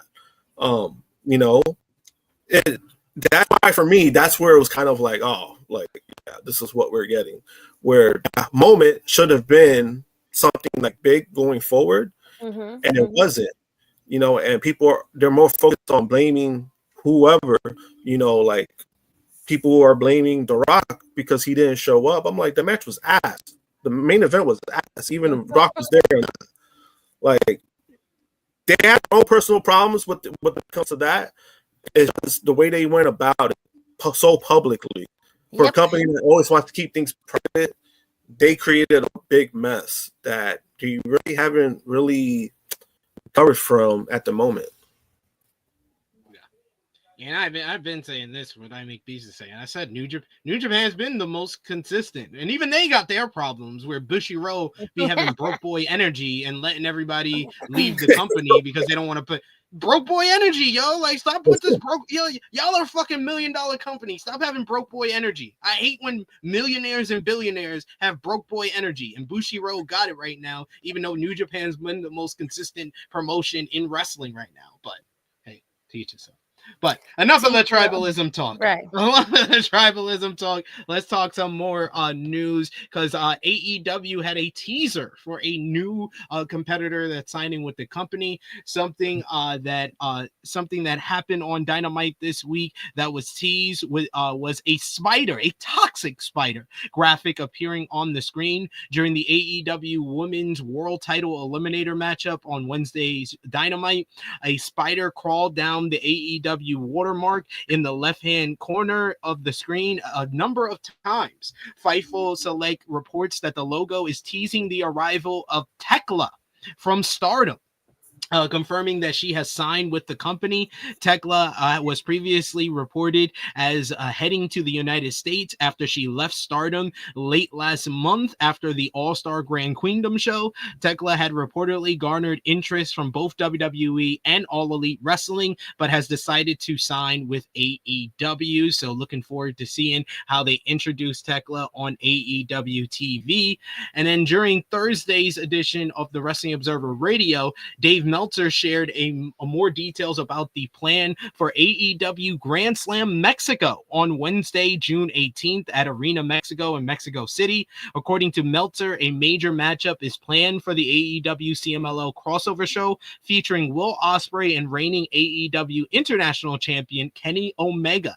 The matchup is reportedly not expected to feature Omega and Ospreay against each other, but Meltzer stated the expectation is that there's going to be a big match involving Will Ospreay and Kenny Omega, not against each other, but on that show, because those are the two guys that I think the fans at Arena Mexico are looking forward to seeing the most. AEW has not yet announced a matchup for both stars yet. However, both Omega and Ospreay are featured in the advertising for the upcoming event. It has already sold out. Grand Slam Mexico will air live on TBS at 8 p.m. Eastern Time on June 18th, and it will also be simulcast on Max. So we shall see and keep you updated in regards to what's going to go down at probably one of the biggest shows of the year for AEW. And those Arena Mexico fans are always very loud, and should be a big one. It's gonna be a good one. Yep. But like we mentioned earlier, Thursday was AEW Collision once again. The show featured timeless Toni Storm opening up the program by talking about her first time and how she has had 1 at a time. She's had 2 at a time. She's even had 3 at a times. Sometimes she's used foreign objects. But she's not talking about fight. She's not talking about sex, you perverts. She's talking about fighting for the AEW Women's World Championship. Storm issued another challenge for a 4-way title eliminator for Dynamite Beach Break, which will include the returning Sky Blue in Chicago on Wednesday. But one of the bigger moments on the show saw Ricochet picking up a win over Angelico in the opener. Post-match, Ricochet cut a promo on Detroit's own Zach Gowen, the legendary former WWE star who was sitting front row with his kids. He insulted Gowen before security tried to pull him away, but he instead Ricochet attacked security. He tried to cut one of the security guards' hair with his gold scissors until Gowen made the save, leading to Ricochet attacking the former one-legged wrestler and stealing his prosthetic leg and getting some of the loudest boos that we've seen on AEW television in a very, very long time. The Don Callis families, this sets up Ricochet versus Zach Gowen coming up Wednesday at Beach Break as well. Something, if I told you a week ago, you would tell me I was lying. Ricochet versus Zach Gowen on Wednesday's Dynamite. That's a whole fact. That's a whole ass fact, huh? Don Callis families, Kyle Fletcher, Lance Archer, and Roppongi Vice beat AR Fox, Bandito, and the Outrunners in a pretty fun 8-man tag team matchup. Chris, we also had the Don Callis families, Konosuke Takeshita and Josh Alexander. They picked up a victory over the Dark Order on the show ahead of their tag team match with Ospreay and Hangman on Wednesday. In an absolute banger, you had Chris Statlander defeating Willow Nightingale thanks to outside interference from Marina Shafir of the Death Riders to continue her rivalry with Willow. Speedball Mike Bailey picked up a win over Dralistico in a splendid sprint. Post-match, he got into a confrontation with Roosh. You also had in the main event Daniel Garcia versus Dax Harwood. It went to a no contest in a great match thanks to interference from Nigel McGuinness after Dax Harwood got in his face, and Nigel said that he's retired just like Dax's hair. Dax pushed him down at the commentary table, leading to Nigel getting involved in the matchup to send it to a no contest. The show closed with Garcia, Nigel, and Daddy Magic fighting off the FTR to close the program. Really good show this week on Collision. I would have said Thursday's Collision, I probably would score it a little bit higher than Wednesday's Dynamite. On the Wednesday? Yeah, I actually liked Collision more than Dynamite this week, mainly because of that Ricochet angle. That Ricochet angle made me laugh so much. I loved every minute of it. And Ricochet is already in the running for the best heel of 2025. He's been a revelation since turning heel, but this is probably the best angle that he's done since he stabbed Swerve in the head. True. Very true. Great work from him. I didn't know he had this in him until he started doing it. This is what y'all let go at the WWE. Didn't let him do it. They never let him be a heel. They never let him cut any promos. Just go in there and just flip. That's what you want. That's what you're supposed to do. Yeah, pretty much. Josh, what did you think about Thursday's Collision? I thought it was great. I do agree. I think I enjoyed it a little bit more because it felt like there was like a little bit more something with it. But then also you also got to consider that there are live on Thursday. So sometimes you want people to tune in. You have to do something a little bit more for that because you're bringing in viewers you usually don't bring in. In regards to like the Ricochet stuff, it was great. Because, I mean, I didn't know Zach Gowen was there until he showed them, and then he played into it very well. I thought they did that very nicely done. At the fact that they made a focus on it when Ricochet put his attention on him instead of like, oh, Zach Gowen was in the crowd, like being a fan, whatever the case may be. So I thought they played that very well, and then obviously, like he started, he kicked his ass and then stole his leg, like he was part of the Guardians of the Galaxy when Rocket asked for the leg. Yeah. I thought all of it was nicely done, and having a match, I thought that's even more funny because I was like, "Oh shit!" They actually like having this man work like a match. But then also like on a personal level, I'm like really happy for him. Like it's cool to see Zach. Not only he's doing well, he looks great. Out of all, like he looks great, and he seemed excited. Like he seems very excited to like, he's still a fan. And the fact that he's on board with it, I think that's pretty cool on a personal level. Yeah, they did pop me as well, Dion, when he kicked his good leg and then stole the prosthetic leg. Oh my god! And then he did. That's some real asshole shit, though. Yo, did you see the video of the grandma? there's a video of a grandmother. She saw like she was watching Collision, and when she's like she's like this on the couch. Like, yo, it was mad funny. Yo, that was great. Great shit. And he got out of the fucking building. So for people who are trying to like downplay his heel run, that man has been getting heat. He's been getting legit heat. That's good. Like, you know, and that's how you know he's doing his job. Regardless of how people feel about Ricochet, it's been working.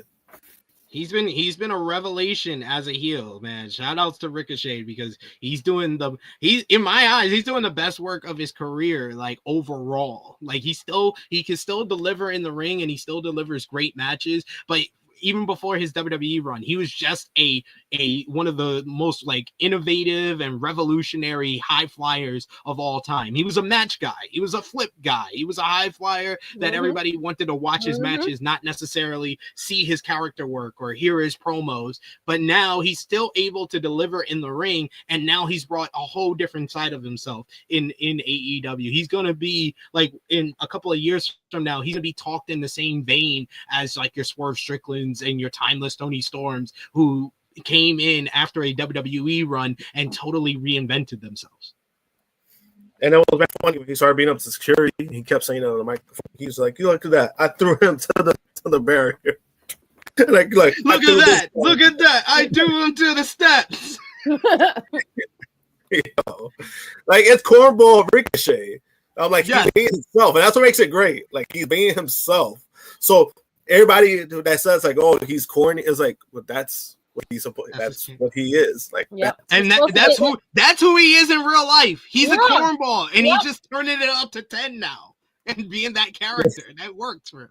He's a cornball with a hot wife that's kind of semi-cornballish too, but you know, still nevertheless. Remember that he responded to that tweet that there's somebody who was like, "Damn, these wrestlers need me to training," and he responded. He's like, "For real." He's like, "For real." I love it. But not all good news in AEW, as we did have someone leave the company this week. The Righteous are reportedly done with AEW and Ring of Honor and have been removed from the AEW roster page. As noted by Wrestle Talk TV on Twitter on Monday, Vincent and Dutch had been removed from the company's roster page. They were originally added back in November of 2023 after returning to Ring of Honor in March of that year. PW Insider has confirmed that the two have exited the company and that the exit took place about a week ago. They most recently competed in an 8-man tag team matchup on ROH TV that was filmed on April 12th and aired on April 24th. On Thursday, the tag team released a video seemingly commenting on their recent AEW departures. They said, Vincent said, "You all expect to hear when you're not listening. We are in control now. Everybody's entranced by the puppet, but nobody truly notices the Righteous pulling the strings." Dutch commented, "This system has gagged a generation of fools." Vincent continued, "So if you want to spit in our faces, smack us in the mouth, what did you expect us to do while we're in control?" The caption of the video also reads, "It's time. Everyone digs the Righteous. Dig what I'm saying." It looks like it's a new era for the Righteous. This week's edition of the Wrestling Observer newsletter reports that the tag team requested their release from the company and were granted it. The Righteous were primarily featured in Ring of Honor after they were signed about 2 years ago. The tag team previously held the World 6-man tag team titles with Bateman in Ring of Honor as well. So this seems to be basically a mutual decision. It seems like AEW and ROH didn't have a lot of plans for them moving forward, so they just decided to request their release, and AEW granted it, which seems to be a new kind of mantra in the company, because you had the whole thing with Phoenix and Miro and Malachi Black, who all wanted to leave, and Ricky Saints, who basically negotiated their releases from the company. Basically, Tony Khan's like, if y'all want to leave. Not gonna do like WWE. I'm all for this. I'm Yeah. not gonna bash WWE when they didn't want to release people like Mustafa Ali and Brody Lee back in those days, and then bash AEW for granting releases. There's a difference between granting a release and doing mass talent cuts. I do want to preference that, though. Yep. Yeah, because they didn't want to be there. They want to be there, then they were granted, their I don't want to say buyout, but that's what they wanted. They requested it and they granted it. I think that's fine. But in regards to the righteous, I mean, I'll be honest, I'm not really too big on them. I know a lot of people love their gimmick. I'm personally not like it's a good thing for them. It's not necessarily my thing. It gives me too much of like the Wyatt stuff, the Wyatt family stuff, and I just don't think it's going to go very far as people think it is. It's a great gimmick, it's a great character, but we kind of seen this kind of trends of they have that, but then what did they do with them after that? Nothing. And I just feel like they're going to fall into that same trap. As long as they're successful and they're happy, they want to do what they want to do and they control what they want to do, get bookings. I'm all for it. Yeah, I'm happy for them. Karrion Kross posted a video supporting them as well, basically doing the snapping of the fingers, and he had the righteous music playing. So maybe there's a possibility to go to WWE, join forces with Karrion Kross. I could see them going to TNA. I mean, I can see them going to TNA and aligning with Elijah, because they did that whole video with Elijah before he got signed with TNA. That might be the best place for them, honestly. TNA? Yeah, I would say so, because then also kind of adds to their tag team division that they probably really need.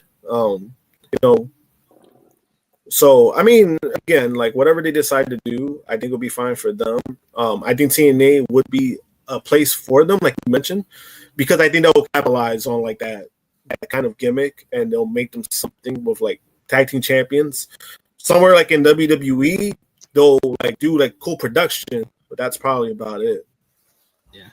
Meet Norm is saying the Righteous in the Wyatt 6 +2 or TNA with Elijah. Can't be with the Wyatt 6. The Wyatt 6 can't even get on TV. Why would you want to do that? That's the whole damn, oh my God. Yeah, that's even like, you're setting up for even more failure. Like, you got for the releases again. Just saying. And Pie Chart Finisher makes a good point. He says Southern cult type group, but then again, they were only being used in ROH, and when they were on AEW, they lost to MJF in a tag match on his own. Yeah, that was the death nail for them on AEW TV, is losing that handicap match to MJF. Yeah, so it's like, again, I get what they want to do. I think Vincent is a good character. I haven't been too big on his in-ring stuff, but I think he has gotten better over time with his in-ring.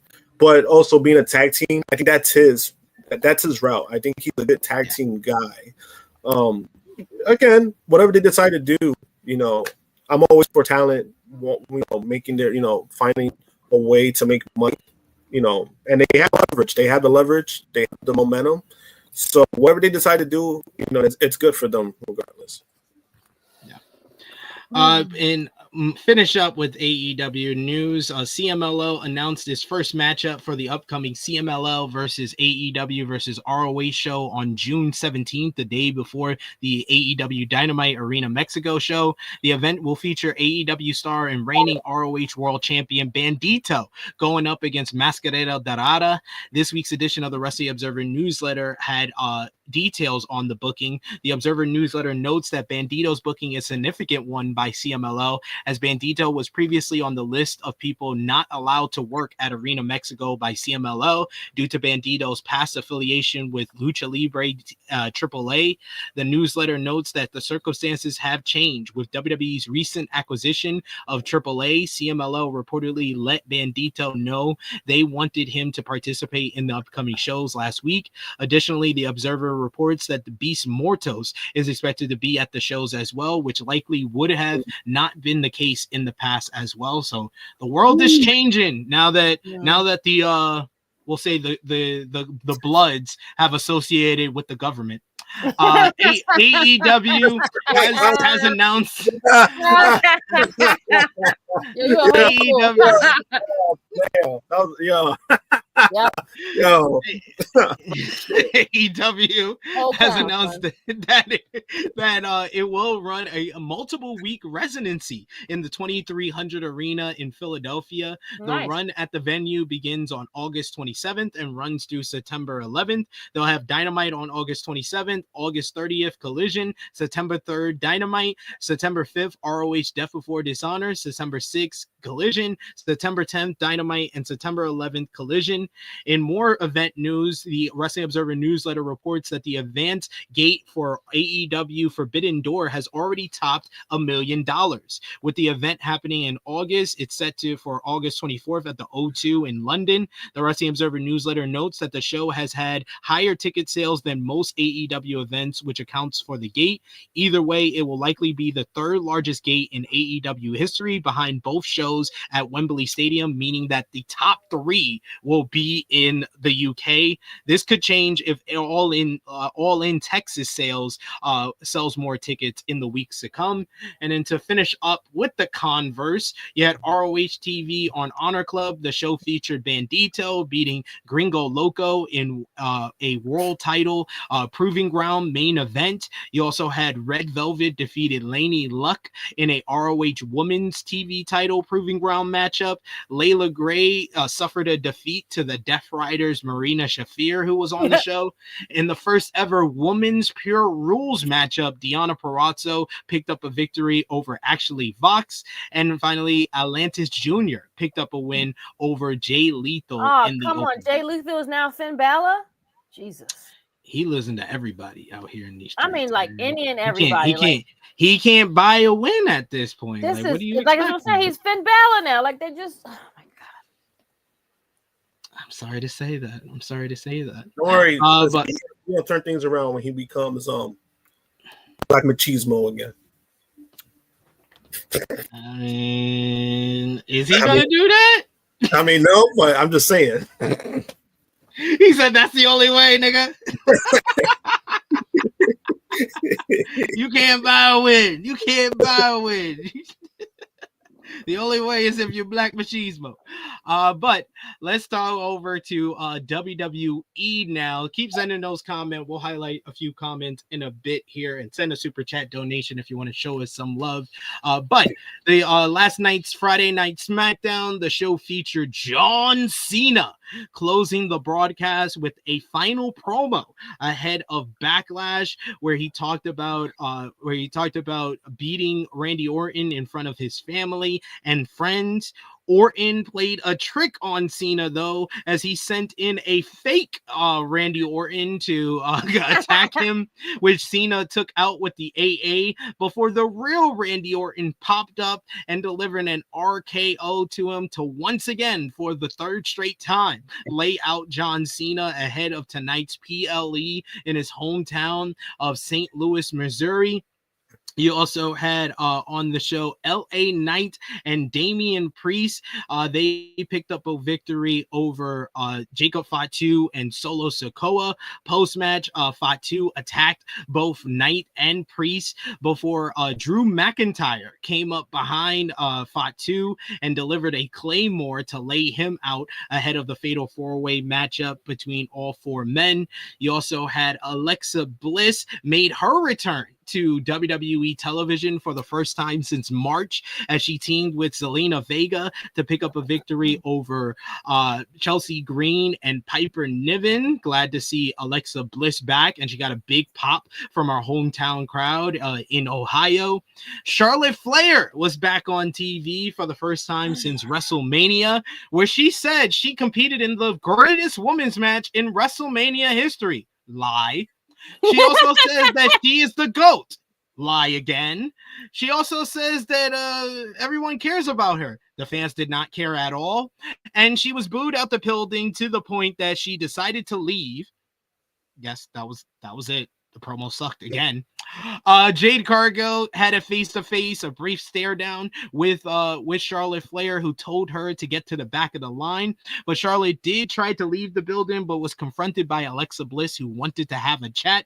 Meanwhile, Jade Cargill went on to have a matchup with Nia Jax to determine the number one contender for the WWE Women's Championship until Naomi attacked the champion who was at ringside, Tiffany Stratton, leading to Jade Cargill being distracted long enough for Nia Jax to pick up the victory to become the new number one contender for the title.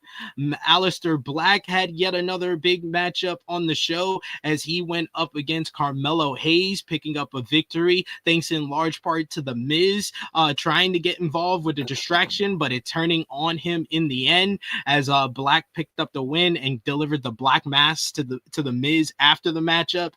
Andrade and Rey Fenix picked up a victory over Los Garza in tag team action. Post-match, Santos Escobar chastised Berto until he walked out on Legado del Fantasma, and a beat up after that TLC epic. Street Profits were out to talk about their victory 2 weeks ago until Fraxium came out to basically call them out and make a challenge for a matchup where Fraxium beat the WWE Tag Team Champions later in the that was a damn good matchup though. It was a great match, yes. Later in the show, though, the Motor City Machine Guns confronted Fraxium backstage until DIY attacked both teams. So I felt like the 2 hours dragged to start the show, and then when I had to finally watch New Japan's Resurgence at the same time, that's when the show got better. Once Fraxium and Street Profits had that was a very good matchup. I thought Aleister Black and Carmelo was a good match. I thought the tag team match with Andrade and Rey Fenix was good against Los Garza, but god damn, this show is just way too long and nothing happens for like 80% of it. Nope. Yeah, exactly. Yeah, I mean, that's how I felt. I was like, "Fuck, we still got like an hour and a half left." No. You know, and then some of the stuff they did, like Cena, Orton. What's up with this John Cena thing where the babyface stands tall? Has happened 5 times already. I'm kind of sick of it. I'm pretty sick of it. That just shows you that he's not winning. Duh. He gets his comeuppance on TV so he can win at the pay-per-view. Yeah, which is like I think that I know what they're trying to do, because that was like more like old school, like that was the approach, like an old school wrestling. But I'm like, bro, we're in 2025. Like, it doesn't really work that much anymore. Like, what are we doing? So they're gonna do this all the way to SummerSlam, because like this is god awful. Yeah, and then I mean the other stuff, like you said, like the tag team was fun. Yeah, it's just the Street Profits. I mean, that thing sucks, man. What? Street Profits are awesome. They've been killing it. No, I said their theme sucks. Oh, their theme. Oh yeah, their theme. I agree. No, their theme. No, I said their theme sucks. After watching yesterday, that everyone's song except Aleister Black's, everyone's song sucks. No one knew who Zelina Vega was. And you know what's crazy though? Aleister Black's song that was like his prior song, so it's not even like a Duff Rebel produced and that's song. why he has the only good theme song in the company. Yeah, and that's kind of like, and Tiffy time, and that's very that's even like okay, whatever, like Tiffy to that, but that's the only thing that she does is this. No, there's nothing else happening, sis. Like, yeah, everyone else's music, it just drags. I'm like, oh my god, like what are we doing? Like, I was just like, ugh, what time is it? Is this shit over yet? Like, it's. I mean, SmackDown was. I mean, the grand scheme of things, I thought it was a little bit better than last week's SmackDown. That's I guess that's a silver lining. Yeah, a little bit. Yeah. I mean, like, instead of a 5.5 out of 10, it was a 6.5 out of 10. Yeah, I think it was more of that. It's just more time. That's the problem. It's the time. Like, if you make it 2 hours, it's probably a better show. 2 hours. It's like, 2 hours. It's better as a 2 hour show. Yeah, Alexa Bliss taking all the shine from the champion in her hometown. It was like, oh, we're gonna be in your hometown. You want to come to work? Sure. I'll come to work. Sure, you got something for me this week, right? But she's also just Alexa Bliss is still popular too. Like, she is though, but tell them that. know what I'm saying? Like, they should know that. And They should. That's what I'm saying. They should know that, unless she gets benched again. Like, we'll see. Yeah. We got the fellow who says, good or bad music, Zelina gets crickets unless she aura farms at 619. Oh my god, that's crazy! Oh shit! Damn! I don't even know if you know how harsh that is. I mean, he's not lying. He's not. And hey, great. I'm half Puerto myself, but I've been seeing it. I'm just like, yo, she gets no cheers. I mean, it sucks for her because I do like Zelina. I think she's cool. I think she's cool in general. And she's trying, but it's true. Like, nobody cheers for her, and and she's like, come on, like she's trying to like get people to like get hype, and not working. It's not working. It's not working. It's important. Oh man, and yeah, Senior Nerd. It did seem like that. I know. Romeo said that he thought it was like an alliance. I would hope not. I laughed at his comment because I hope that their bright idea for Charlotte and Bliss is not to pair them up. But then also, like, you put them up, what's the direction of that? Like what's that? Like, what's that going to go? Where's that going to go? What is the point of it? They're going to be in the do nothing tag team division, the women's tag team division, where they do nothing with them. You're not going to get the tag belts because Liv is, and you're not going to get the tag belts because Liv is gone. So, Liv is Liv and Raquel because Liv is on vacation. Well, she's not on vacation; she's working. But yeah. Y'all knew that before. Y'all knew that she was going to work, and then you go and give it back to them and let them win, and just to do nothing. Just to do nothing. Has to film a movie. But the news, the focus, the spotlight is still on these WWE releases from last week. As we previously talked about on last week's show, WWE released 16 wrestlers from their contracts, including former Universal Champion Braun Strowman and women's tag team champions. Damn, that's terrible. Sorry. Former women's tag team champions Shayna Baszler, Dakota Kai, Katana Chance, and Kaden Carter.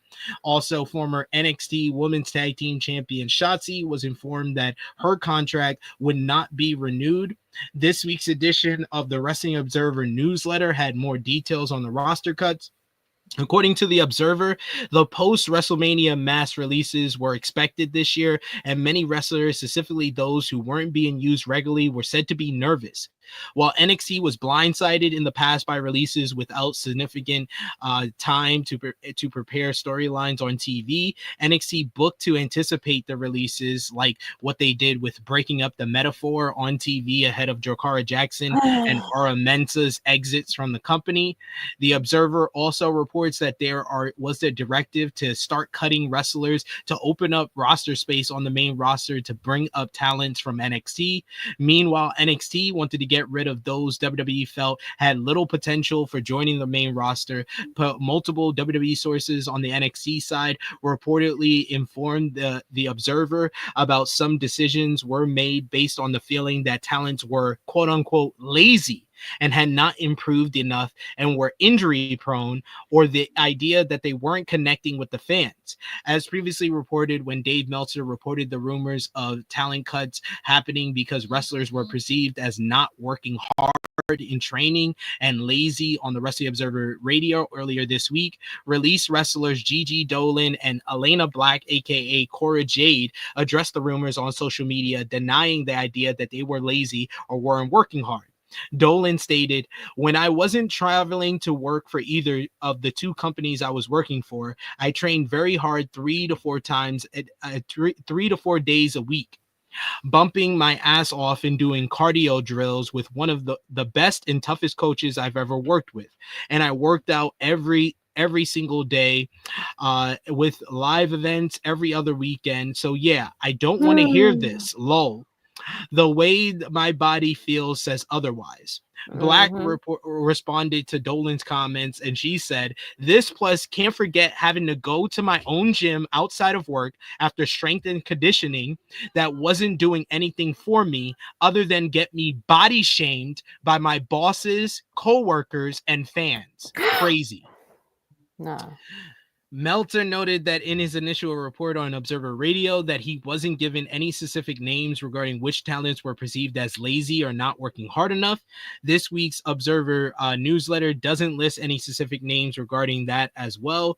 Additionally, the likes of the main roster cuts as well as they go. Observer reports that WWE wanted to bring new people to TV, and those who were let go reached their peaks in terms of how they were being utilized and how far WWE expected them to go. The Observer also notes that the term dead weight was used to describe the main roster cuts. Dakota Kai was reportedly and unanimously praised upon her cut, and her cut was said to have been a major surprise internally in WWE. However, the report notes that Kai's age, as she recently turned 37, was part of the reason for her release. One person in WWE expected her to join AEW and help out the promotion. The Observer notes that Kai previously had talks with AEW and Stardom following her first release from WWE in April of 2022. However, after Triple H took power after former WWE chairman Vince McMahon retired for the first time in July of that year, she signed back with the company. Kai was later given a main roster contract with WWE. Io Shirai was also given a main roster contract offer when she was planning on leaving for Stardom, enabling both women to sign with WWE and become part of Damage Control. It's unknown how AEW might feel about bringing in Kai after she ended up taking a deal with WWE instead of AEW in 2022. Additionally, regarding the other main roster cuts, Dakota Kai and all of them, they're pretty much is of the same belief. With regards to the NXT list, the Wrestling Observer newsletter says that they were some wrestlers on there that were perceived as unable to make it on the WWE's main roster. However, the report notes that Riley Osborne was an exception to that because he was highly praised from his few TV matches, and he reportedly received great reviews at the NXT arena shows. Osborne's release was reportedly the result of outside the ring drama, quote unquote. The report doesn't specify what drama occurred with Osborne outside the ring, and it's said to have nothing to do with Osborne asking for time off when his wife, former WWE star Blair Davenport, aka Babe Priestley, was released by WWE earlier this year. The Observer newsletter also notes that WWE Chief Creative Officer Paul Triple H Levesque made the final call on the recent talent cuts. It's unknown if Triple H was told a number of wrestlers he had to release, a dollar amount he had to cut, or if it was all based on his discretion. So there you have it. That's the fallout from the WWE release. The craziest part of that report is the Dakota Kai thing. 37 is old? But you got guys there that still like wrestling in their 40s. 50. Damn near 50. Cena and Orton is 50. And I understand Cena and Orton are kind of are older guys who are like top stars, top of the echelon. But R-Truth's like 50. Like R-Truth ain't doing nothing but cheering for John Cena backstage. And I love R-Truth, but I'm saying, like, we got to keep the same energy. What are we doing here? Keep the same energy for sure. No, you're right. You're absolutely right. It's mind-boggling. How old is Zoe Starks? Oh my God! Will you stop? Will you stop this? LA Knight is in his 40s. Damian Priest is in his 40s. They just got pushed. You telling me you couldn't find a spot for Dakota Kai? I told you they messed up. Once they didn't give her that, they gave it to Lyra. That's where they messed up at. I told you. They never planned to give it to Dakota Kai. Don't even see. That's what I'm saying. They should have, but no one cheered for her either. So I guess I don't know. What do I know? I don't understand any of this. Josh, what did you think about the fallout from all of these WWE releases? I mean, no, I mean, like, because I wasn't here last week. I know, like, when it first happened. As far as the fallout with a lot of stuff, I mean, the Dakota thing, I mean, I'm not really buying 100% because she's 37. I love Trish Stratus. God bless her. she's damn near 50 and she wrestles time to time. And they still use her. So they still use her. Yep. I'm not really I'm not really buying that. But it's also, I don't know if it was coincidence or not. She made that tweet last week about how she was ready to go. She wasn't injured. She was ready. Then she gets released. So, I mean, give what you like. You want to look into that deeper, right? You got my permission to do so. But besides that, I mean, I don't know. Like, I think two of the biggest surprises for me personally was Cora Jade. I thought she was a big surprise because she was being used, not only used, but they do stuff with her with TNA and all that stuff. But I guess the injury prone thing kind of got concerned because they did stop the match because she did get injured during the match.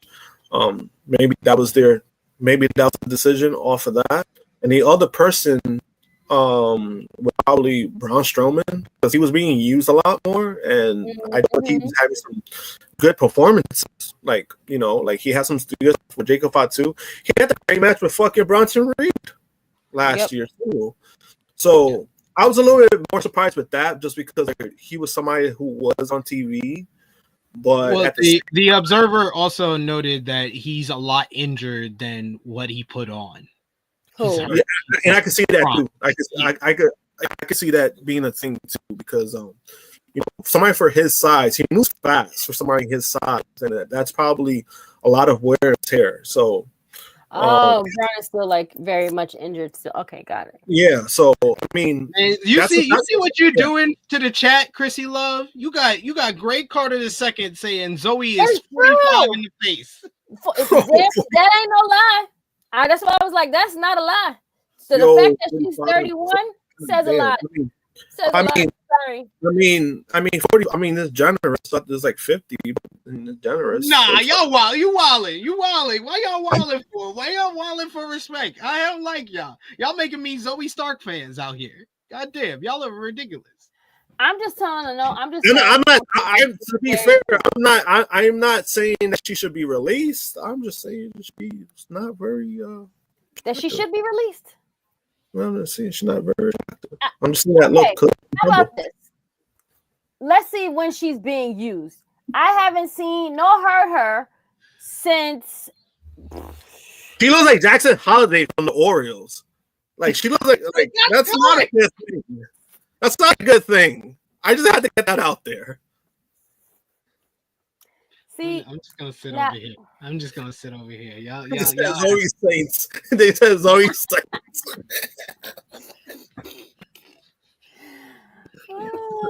I'm not.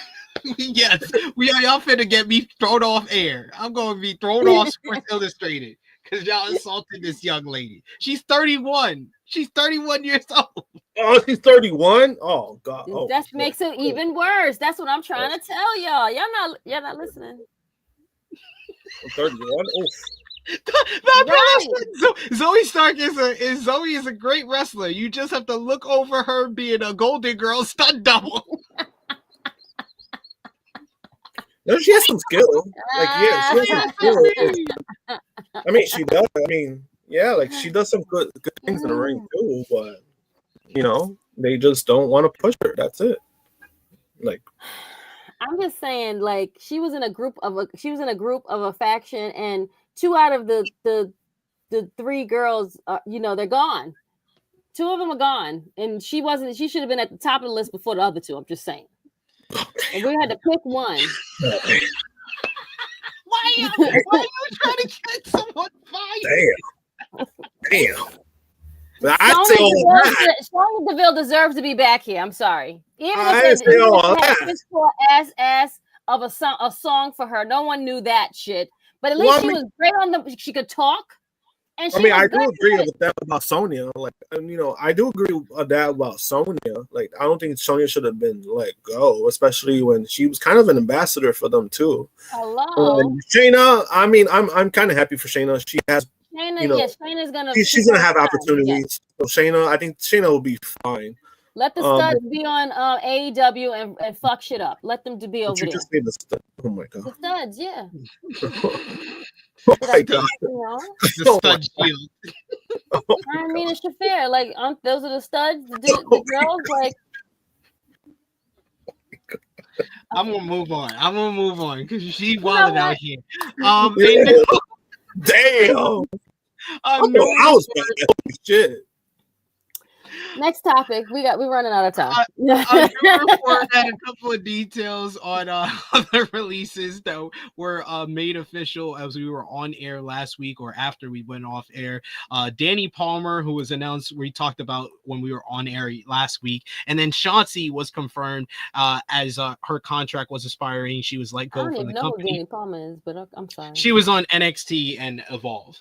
Fightful Select reports that sources they spoke to don't believe that Palmer will continue in the business. Palmer has reportedly spoken after the release about her athletic career coming to an end.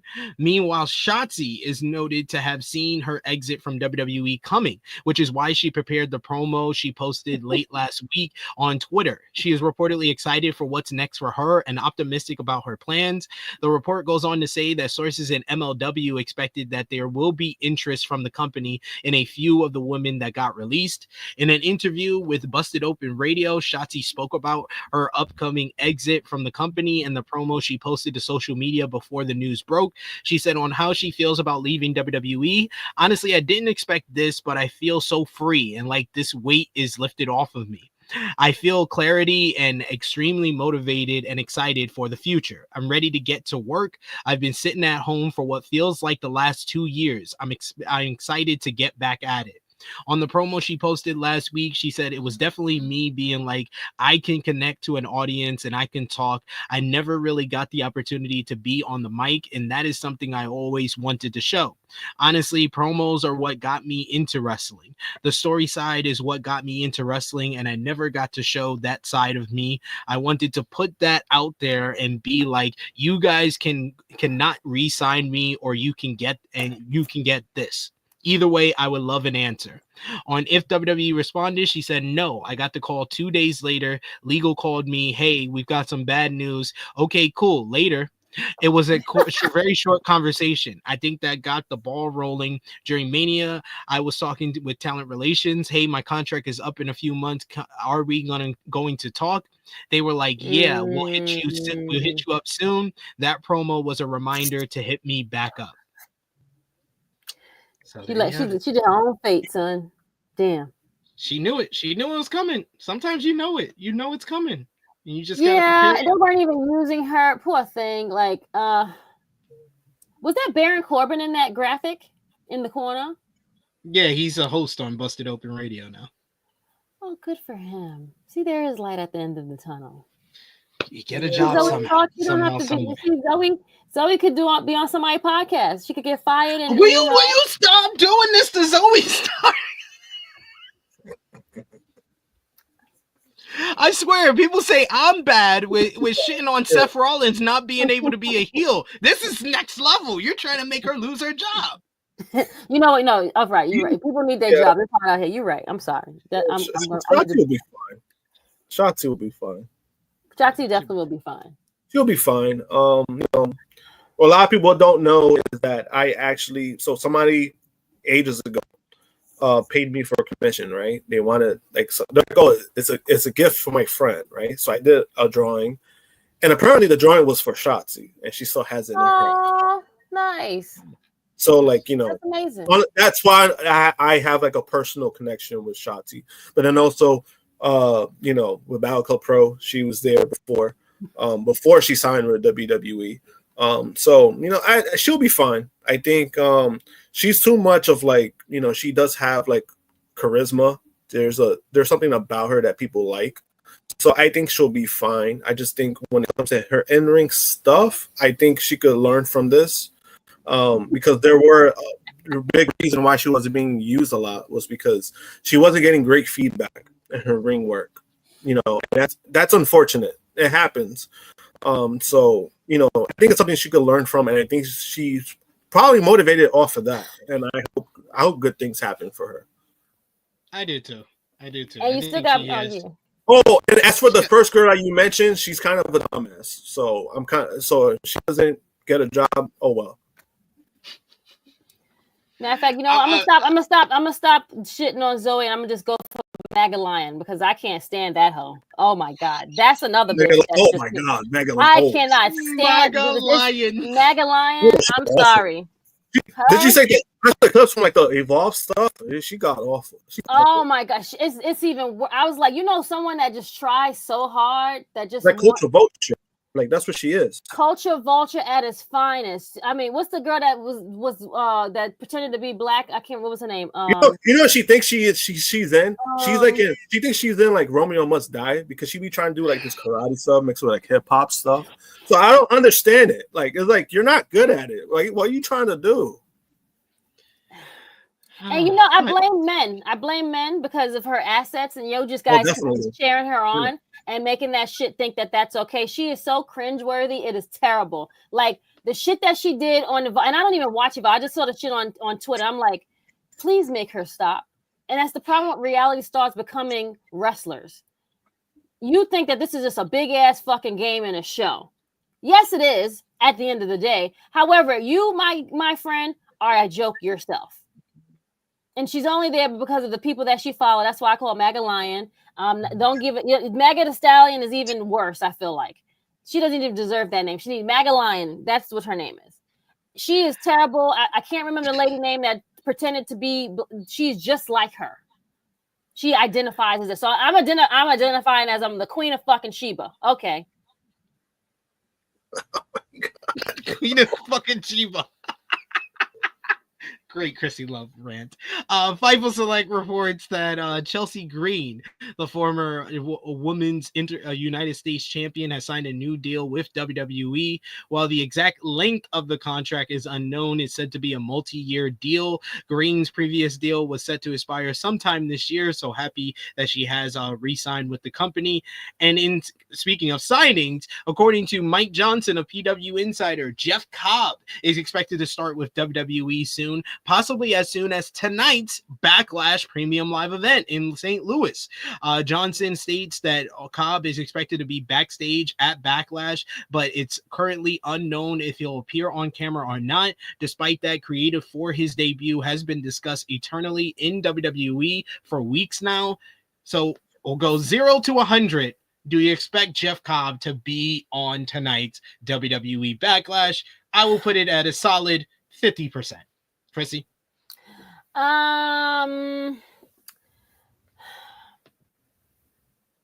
45.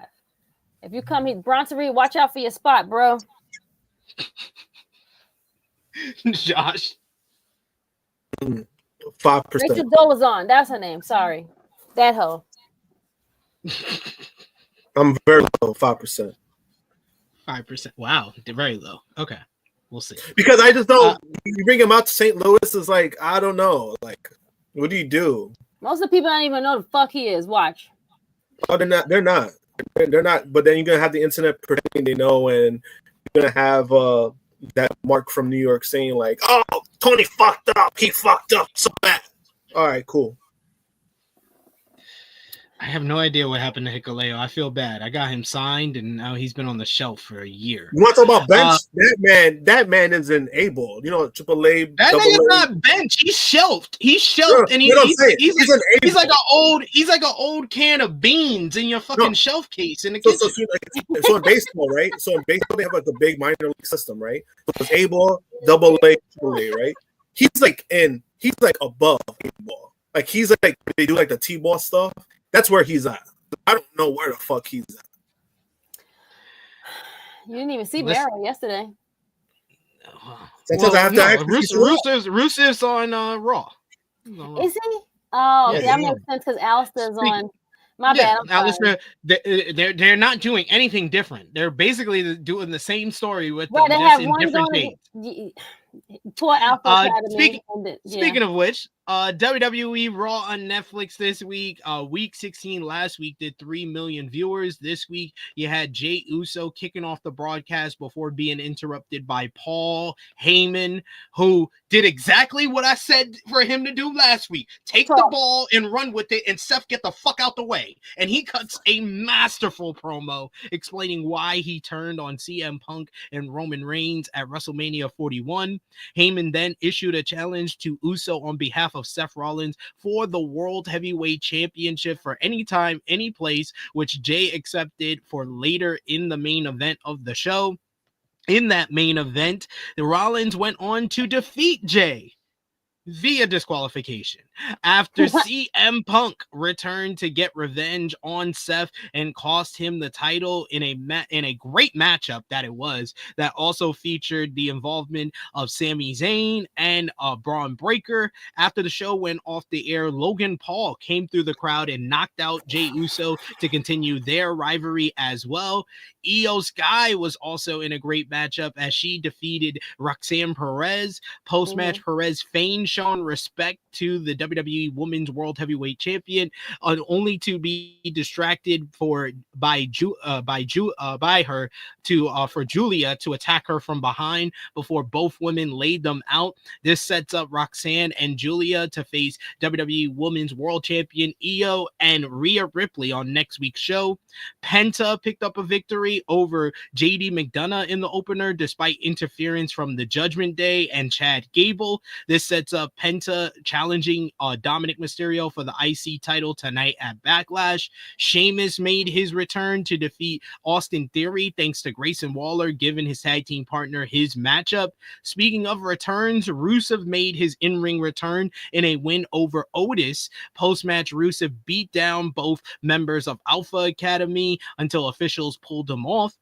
Pat McAfee and Gunther had an excellent promo exchange to set up their Backlash grudge match. Speaking of the PLE, Becky Lynch explained why Bayley is garbage and while Lyra Valkyria is recycling. This brought out Lyra, who cut down Becky and said that she was jealous because Lyra was the first WWE Women's Intercontinental Champion.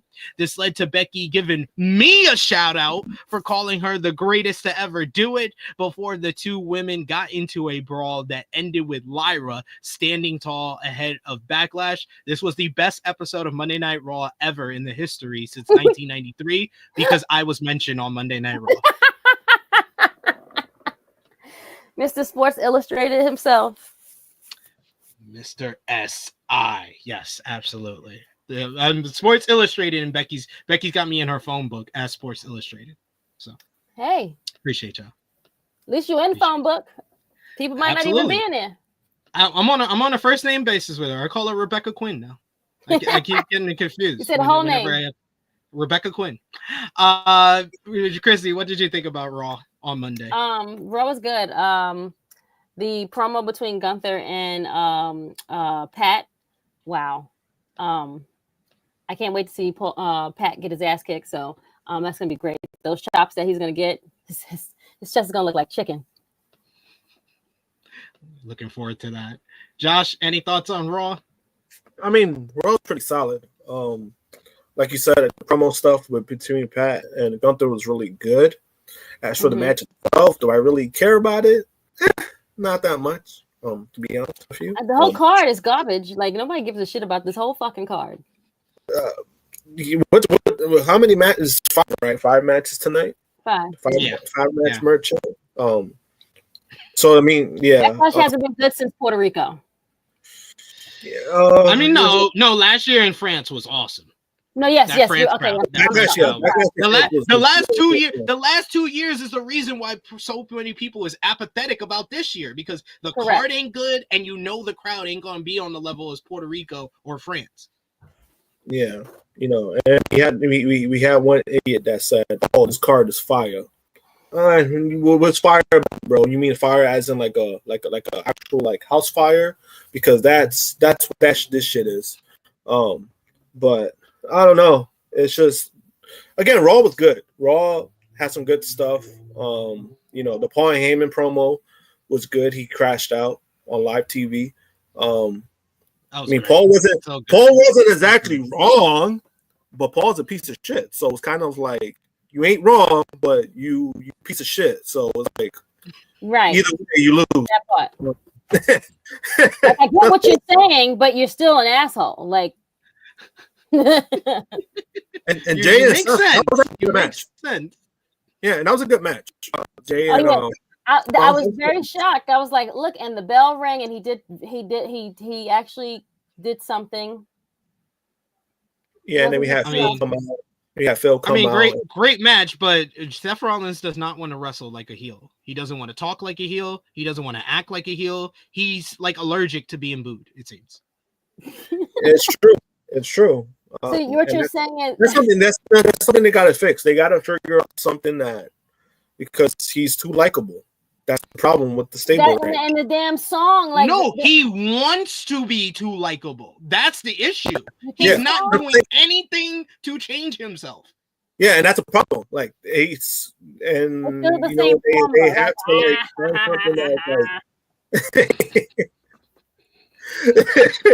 that was really good.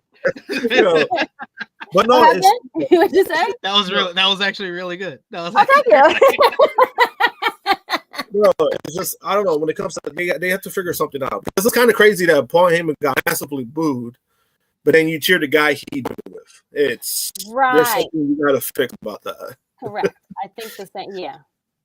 If Bronson Reed was not injured, do you think he would have been a better pick to be in the takeover Braun's place? No.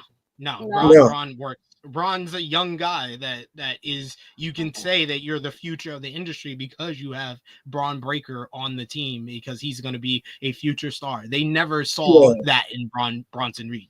And then also Bronson Reed basically killed Seth on live TV, so that would be also kind of a weird pair up. You almost killed me. I want you to join me. That's okay. I forgot all about the murdering of that part. Okay, yeah. I will do the Seth Rollins voice whenever we get our first super chat. I'll do the Seth Rollins voice just for y'all. See, you got. I'm gonna give y'all the hook to send a super chat. Must be asleep, or he must be out because we ain't seen Volop all day. Volop, he's dealing with a lot out there in India right now, so I totally understand. Watch us on demand. We miss you, Volop. Volop, we're praying for you, friend. Absolutely. But there may be a big surprise on tonight's Backlash as Goldberg is set to wrestle his last match this year. WWE has already been discussing who his final opponent will be. Fightful Select. They couldn't give nothing for Dakota Kai. Fuck you. Fightful Select reports that Goldberg could be on track for a match with Gunther, as the former world champion has been discussed for Gunther's last match. As of right now, the match is said to be on the table. No other details are known at this time. Outside of that, it has been discussed and is being considered. WrestleVotes notes that Goldberg's name was brought up internally this past week for the first time since his appearance at Bad Blood. At that event, he had a conversation with Gunther, who had negative things to say about him. So we'll do again 0 to 100. Krssi Love, what's the likelihood of Goldberg showing up tonight?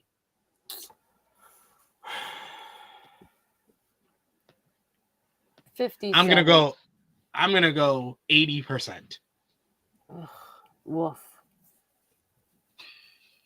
Hey, they need something. They need a moment for this show, or it's just a nothing fucking show. All right. Would you say how much you said? 80%. I'll go 75. Josh? I really don't give a shit though, but I have to give a number. I really could care less.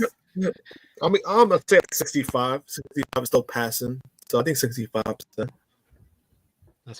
That's fair.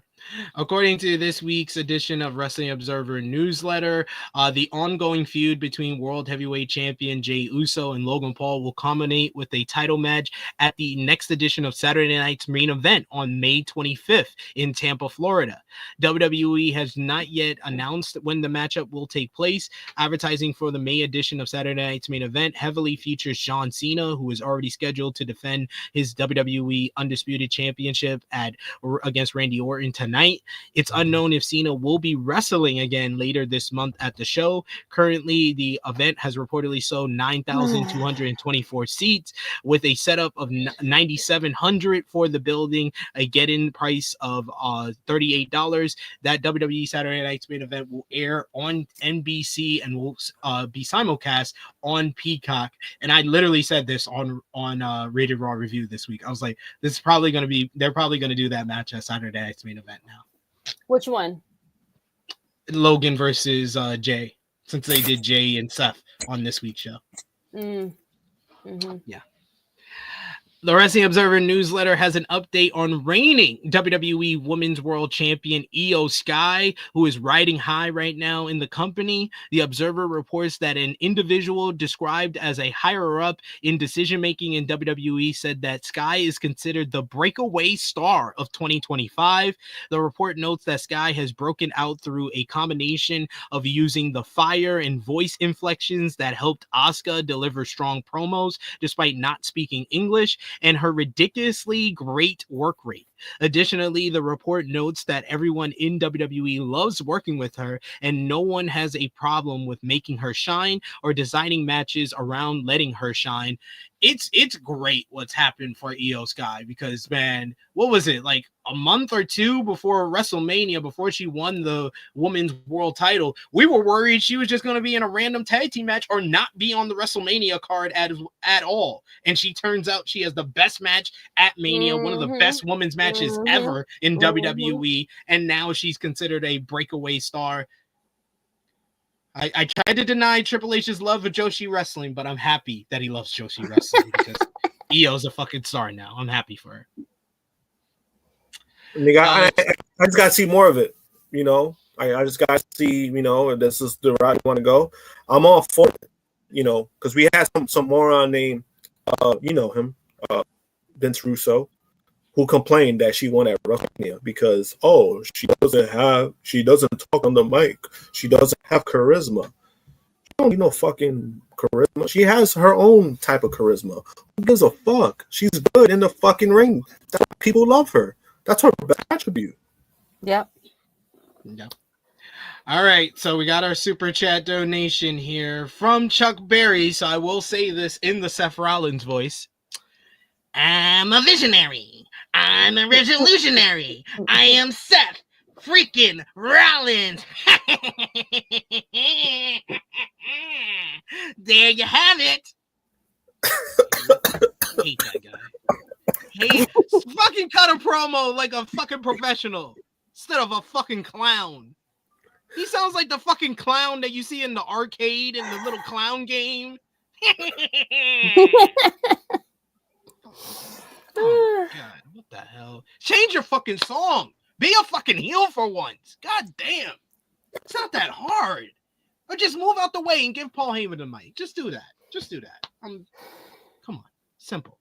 And Dion Jenkins sends a super chat donation to us as well. Thank you so much, Dion. We appreciate the support.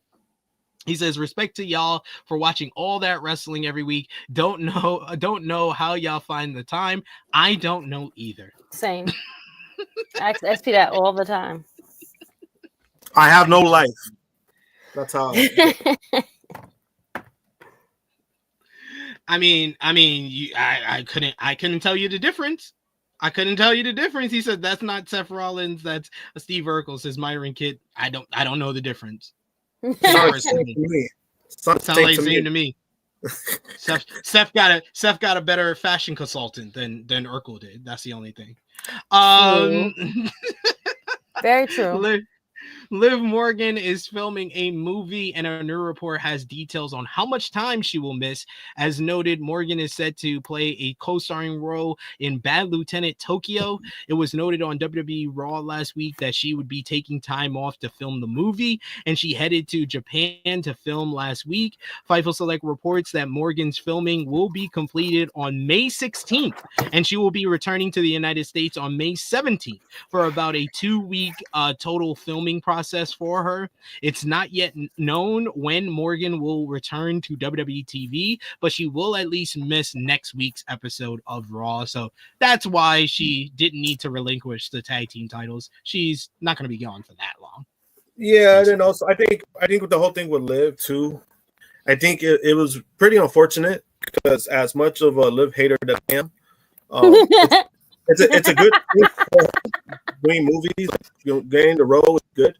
I just didn't like the fact that WWE over, like, oh my God, this is my next it girl. Like, no, the fuck is not. Like, don't do that to her. Like, just let her do her own thing. I love that. This is the new thing that y'all can do in the chat for the Io Sky taunt. I love that shit. I love the fact that people in the crowds are now doing the EO Sky, point at herself and shake her head. It's great.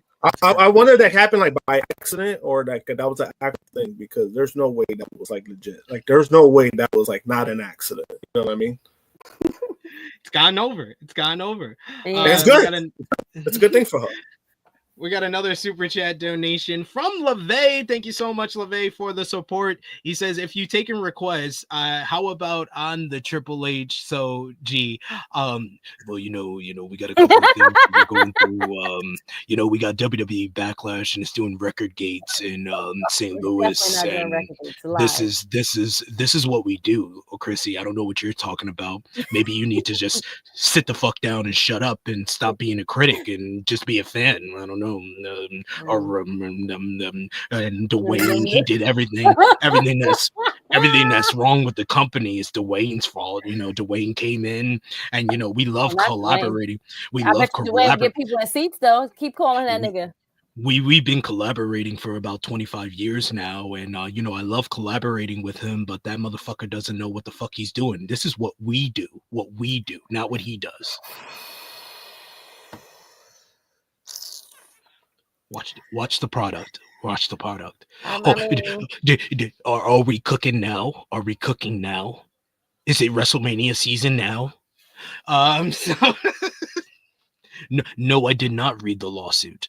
But finally, our final bit of WWE news before we finish off with NXT and Evolve. Bodyslam.net reports that WWE is set to return to Saudi Arabia next month, bringing back its Night of Champions premium live event. The date is planned for June 28th, with an episode of SmackDown to take place in Saudi Arabia as well. WWE is expected to officially announce the show probably tonight at Backlash. In other event news, WWE has announced its this year's Crown Jewel will take place in Perth, Australia, with WWE Crown Jewel in Perth. This week's Wrestling Observer newsletter had more details on the event. This will be the first time Crown Jewel takes place outside of Saudi Arabia. According to the Observer newsletter, WWE is once again holding its Crown Jewel Championship bouts. Yay! With the world champions from each brand facing each other at the upcoming premium live event. Additionally, the Observer notes that Saudi Arabia isn't getting another premium live event until next year's Royal Rumble, which will take place in Riyadh on January 2026. While the Crown Jewel Championships were previously scheduled as an annual event for the Saudi Arabia shows, the Observer reports that they are expected to return to being a regular occurrence in Saudi Arabia next year. Also, Survivor Series is expected to have its men's and women's War Games matches again. WWE has not yet announced War Games or its participants for the premium live event as of yet. So Survivor Series takes place on November 29th from Petco Park in San Diego, California. And then finally, for WWE, final two shows, you had WWE NXT this week. The show featured one of the best WWE TV female matches of the year so far, with Jordynne Grace defeating Giulia in a stellar main event to become the number one contender for Stephanie Vicare's NXT Women's Championship, which featured one of the nastiest drops on the head that you will see this year. Post-match, Vicare came out to stare down with Grace ahead of their matchup at Battleground. Zarya picked up a win over Kalani Jordan in a solid match, while the Dark State beat Joe Hendry, Hank, and Tank after interference from Trick Williams. Hendry got a measure of revenge on Trick as he cost him the 25-man battle royal that eventually was won. That it also included TNA's Elijah, but it was also won by No Quarter Catch Crew's Miles Bourne, who last eliminated Ethan Page and Shawn Spears to become the number one contender to face Oba Femi for the NXT Championship at Battleground. I thought NXT was probably the best show from WWE. WWE, yeah. I really enjoyed it. Especially that Jordynne Grace and Giulia. That was awesome. Good stuff from them. I wasn't expecting fake Randy Orton to become number one contender either. So cosplay Orton, cosplay Orton. Oh my god, I can't. Hey, he's doing it for people with disabilities because he's partially deaf. So I appreciate that. That's nice. But WWE had some news that did not put them in the best light after releasing and letting go of 17 different wrestlers last week. Apparently, they signed some new wrestlers, but for the AAA promotion.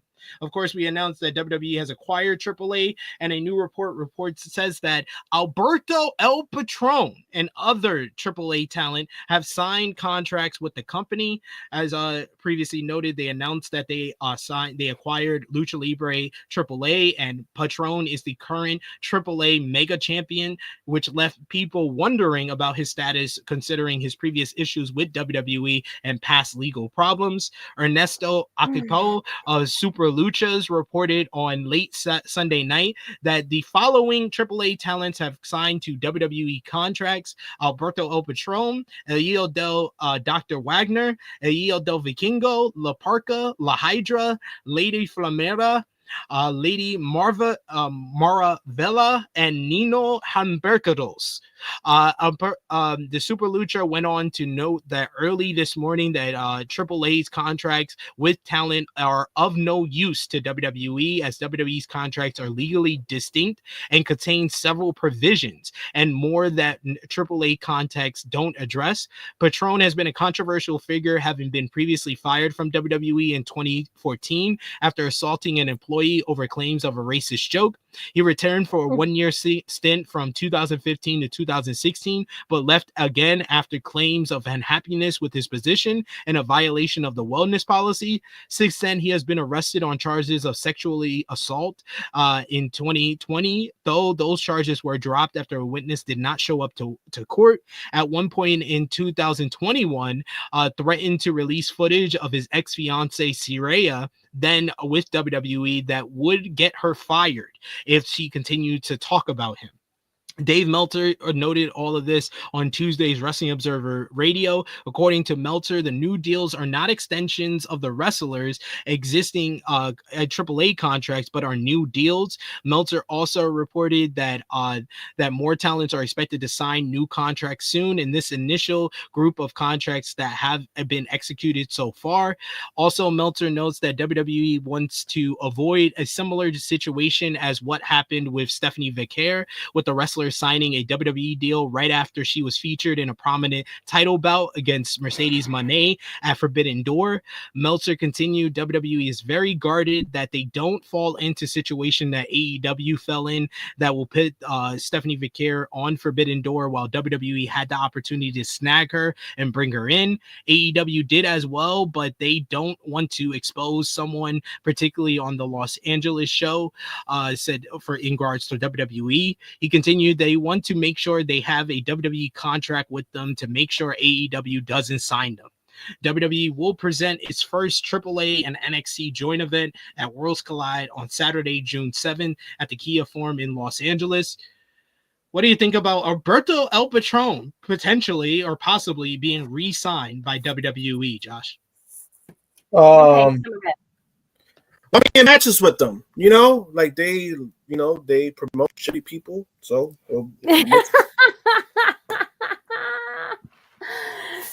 he said it. Yep. It's about right? Seems to make sense. Makes sense to me. It does. It makes sense to me. Perfectly clear what to do. I don't know if I can do this voice, but I'll try to do the mannerisms. We got another super chat donation from Dion Jenkins. Who's well the Rock says talk about Ari Emanuel. We're really good friends. Ari called me up. He wanted me to help sell the tickets for Backlash, so I just decided. The Rock says I decided to show up, and I'm starting to sound like Stone Cold. The Rock says, Dwayne says that I had to show up and help out John Cena, and say I can't do the Dwayne voice. I can just do the mannerism. I had to show up and sell all these tickets, and I wanted to take a step back though and because I wanted to put the spotlight on someone else. I don't want to be a part of this, you know. I don't want to be right in the center of everything, you know. So I want to give the spotlight to John Cena and Randy Orton. So I'm not going to show up at Backlash tonight. Sorry, guys. Supposedly.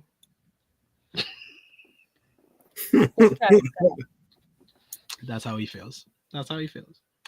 But yes, tried my best there. Thank you, Dion. Yeah. I mean, The Rock did try to sound like Elvis when he first started off. So there you go. It's true. We got Joe and Chase who says your Triple H SP3, if you just lighten it, actually is close to Dwayne. That's also true. He's like, I'm just got to save professional wrestling again. Saving professional wrestling's back. But yeah, this WWE AAA thing, I don't see it going that well for either side. I just don't. I don't think it's that much of a positive as people think it is. They think it's a W. For one, WWE purchased probably the shittiest promotion in Mexico. That's one. So it's not saying much that they purchased out of all places. And then two, it's like, you know, you already have the Mexican fans who are already pretty much against it. By doing that, by selling, and you're gonna dilute what Lucha Libre is when it comes to AAA. So you already have fans turned off about that. I just don't see it. I don't see it going the way that they think it's going to go, or the way that they think it is. Obviously, WWE doesn't own it complete, like full. They don't own it 100%. So it could be a possibility where if it's not working out, WWE could basically just sell their shares back.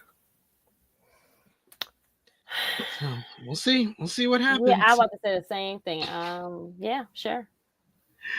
WWE Evolve to finish off with WWE this week. The show featured Evolve Prime Minister Stevie Turner, introducing the Evolve Men's and Women's Championships, with 2 Fatal 4-Ways being announced to determine the inaugural champions in 3 and 4 weeks' time.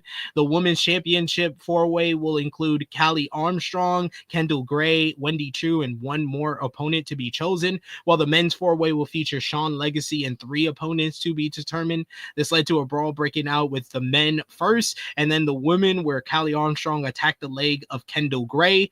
This led to later in the show where Nikita Lyons made her debut in a win over Gray in the main event. MAGA Lions. Post-match, Armstrong went after Gray's leg once again. Lexis King made his Evolve debut to talk trash and claim he is the NXT gatekeeper before he was interrupted by Shawn Legacy. Legacy is ready to go through him and prove he's ready for the Evolve Men's Championship, so he issued a challenge for next week's show. So we'll see what happens there. But I know, Krssi Love, you do have to run. Do you want to do your pleasantries, do your outro now? Sure, I can do my outro. So SP, are we doing Raising Kanan this week, friend? I'm gonna probably do a short review because Romeo already made thumbnails for 8 and 9, and I didn't do 8 yet, so I'll probably do 8 tomorrow after our Backlash review, and then we can team up to do 9. Okay. So we'll do 9. 9 was a great episode, friend. Just letting everyone know. It started off, I was already set. I was like, nah, son, no, we can't do this. Wilding. They wild out here in these streets. Like this ain't it. But other than that, so follow me, Krssi Love _1, Tru Heel Krssi Love, or just my plain old name. Join myself at SP as we will be doing reviews this week or sometime, most likely Monday for the Raising Kanan. I don't know about the other one yet. But we'll figure it out, and he'll post it, and I'll be there. Other than that, everyone have a fantastic Saturday. Enjoy everyone's Mother's Day. Thank you for everyone that said Happy Mother's Day to me. I appreciate you all. I'm heading out now to start the Mother's Day festivities. So yeah, Happy Mother's Day, Krssi. We love you here. Thank you are the mother of Tru Heel Heat. Try to be. Tell Tia the same. Tell everyone else, all your loved ones. I said Happy Mother's Day. Have a great weekend. Sorry, I can't finish. And I had like 10 matches myself. But you know, hey. Oh my God! Look at that. You said put it. Try to put it in the chat or message one of us. No problem. So the producer can put it in the private chat and I'll read it out when we get got it. All right. Cool. But we do have one more super chat donation before you go. Thank you, Thapelo, for that. We appreciate you. And Josh, good luck today. Aren't you going out? Are you doing another show or something like that? No, I was last weekend, but okay. I'm meeting a voice actor later. The voice of Adult Gohan from Dragon Ball. So he's another one I'm adding to the list. So great with that. Enjoy, guys. See you all later. Love y'all. Love you, sis. But we got Thapelo who says a super chat for the fact that a black woman main evented on over the IWGP title. I agree, which is the perfect segue for what we're about to talk about next. I do want to call out Darius. Do not be talking trash about my dear Rock. Rock is not responsible for what happened to Famous. She's not responsible. Stop it. Stop it. It's Mother's Day. Don't spread no bad words about Rock. I'm sorry. It triggered me. My power side triggered me. But we do. I know Josh doesn't have that much time, so we're gonna run through the rest of the week. NJPW had its Wrestling Dontaku show last Sunday, day 2, the show featured Hiroki Goto defeating Callum Newman in a superb main event. Really the best match of Callum Newman's career to retain the IWGP World Heavyweight Championship. Post-match, Zack Sabre Jr. came out to challenge Goto for Resurgence last night. Then Shingo Takagi came out and challenged the winner of that matchup for Dominion in June. Los Ingobernables de Japón picked up a win over Hontai, Just 4 Guys, in what was Tetsuya Naito and Bushi's final official match as members of the NJPW roster. And then after a later matchup, we would find out this is the last match for Los Ingobernables de Japón ever, maybe? Yota Tsuji beat Yuya Uemura in an excellent encounter to retain the IWGP Global Heavyweight Championship. Post-match, Tsuji bid farewell to Naito, Bushi, and seemingly LIJ as a stable. Then he was challenged by Gabe Kidd for Dominion for the global title, which he accepted. And that took us to last night in Ontario, California, Resurgence. The show featured Azumi defeating Mina Shirakawa and Mercedes Moné in a shocking title change in an excellent 3-way main event to win the NJPW Strong Women's Championship. 4 belts Moné, no more. She's 3 belts Moné now. Hiroki Goto versus Zack Sabre Jr. went to a double pinfall draw in a brilliant styles clash of Strong Style versus Techers for the IWGP World Heavyweight Championship. Tomohiro Ishii beat Drilla Maloney in a hoss fight to retain the NJPW Strong Openweight Championship. United Empire's TJP and Templario won the Strong Openweight Tag Team Championships in a victory over World Class Wrecking Crew, despite the fact that TJP doesn't really feel like he's United Empire anymore. Kind of awkward, but okay. B Priestley, the formerly released WWE star, made her NJPW return on the pre-show in a win over Viva Fan. That was a nice surprise on the show. And speaking of comebacks, the Good Brothers returned to team with the Young Bucks in a victory over the Bullet Club War Dogs in a fun 8-man tag team matchup. And Konosuke Takeshita defeated El Fantasmo in a terrific encounter to retain the Never Openweight Championship. Go out of your way to watch that one. Watch the 3-way main event. Watch Hiroki Goto and Zack Sabre Jr. Really good show, despite the production for New Japan of USA. I just want to state again, it fucking sucks. But then you had this morning, the Best of Super Juniors kicked off in Japan. El Desperado picking up the win over Teton via submission in a great main event. You also had Hiromu Takahashi submitted Kushida in a technical wrestling clinic to earn 2 points in the A block. Kosei Fujita defeated Francisco Akira in a very good bout to earn 2 points in the A block. Dragon Daya pulled off an upset over Yoshinobu Kanemaru to earn 2 points in the A block himself, while Nick Wayne earned his first win in the Best of Super Juniors tournament by beating Sho in the tournament opener to earn 2 points in the A block, in the B block himself. More action from the Best of Super Juniors will be tomorrow morning in Japan. But anything you want to bring up from this week in New Japan with 3 huge shows, whether it be Dontaku, Resurgence last night with Izumi winning the Women's Championship, or this morning's Best of Super Juniors, Josh? No, just wanted to add, I saw some pictures of Nick Wayne. Nick looks pretty cool in the suit. Maybe Dave Meltzer did have a good point about looking like stars. He looked pretty cool. I want to add that. And then Mercedes losing the belt. I heard she had to crash out too after, but that was great. It was great. She got into a whole fight with Mina. It was great. It's just funny because I'm like, she wasn't pinned. Mina was pinned, so she was pissed at Mina. Yeah, and I mean, eventually it was gonna happen. And I thought it was the right time, and the way they did it was I thought it was appropriate. And then obviously we touched on Naito, his last match. He did an interview, and I saw the clips of the interview. He was giving his thoughts and why he was leaving and all this stuff. It seems like he's not really going anywhere anytime soon. He's just gonna chill out. I think he's gonna. From what I understood, he was going to get surgery or something. So he's not really going to do much going forward. So we'll see how his career goes. Yeah, I'm interested to see. He said he wants to see some stem cell research, which it's done wonders for guys like Rey Mysterio. So I'm hoping it can do the same for Naito, because it's been hard to watch him the last couple of years with no knees, basically. Yeah, it could help him because I know it's pretty controversial, and I understand why. But if it's something that could help people longevity, physically, stuff like that, I mean, he should definitely consider it. If he's going to look into it, I think he should consider it.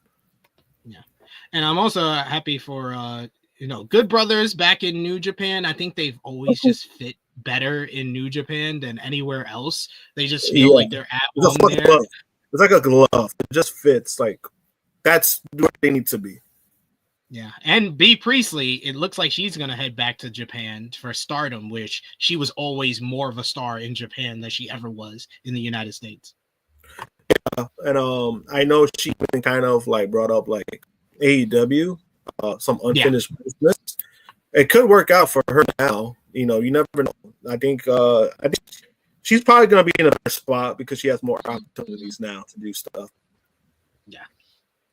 I Make B says, yes, sir. Newman was great. I've been backing him for a while now. He had some low-key bangers last year. Yeah, Newman, he's going to be a star for New Japan. He's low-key. He's gone up that ladder significantly, especially with all the recent departures, and they need guys to step up, and he stepped up in that main event against Goto. And Goto's been the best male world champion in wrestling this year.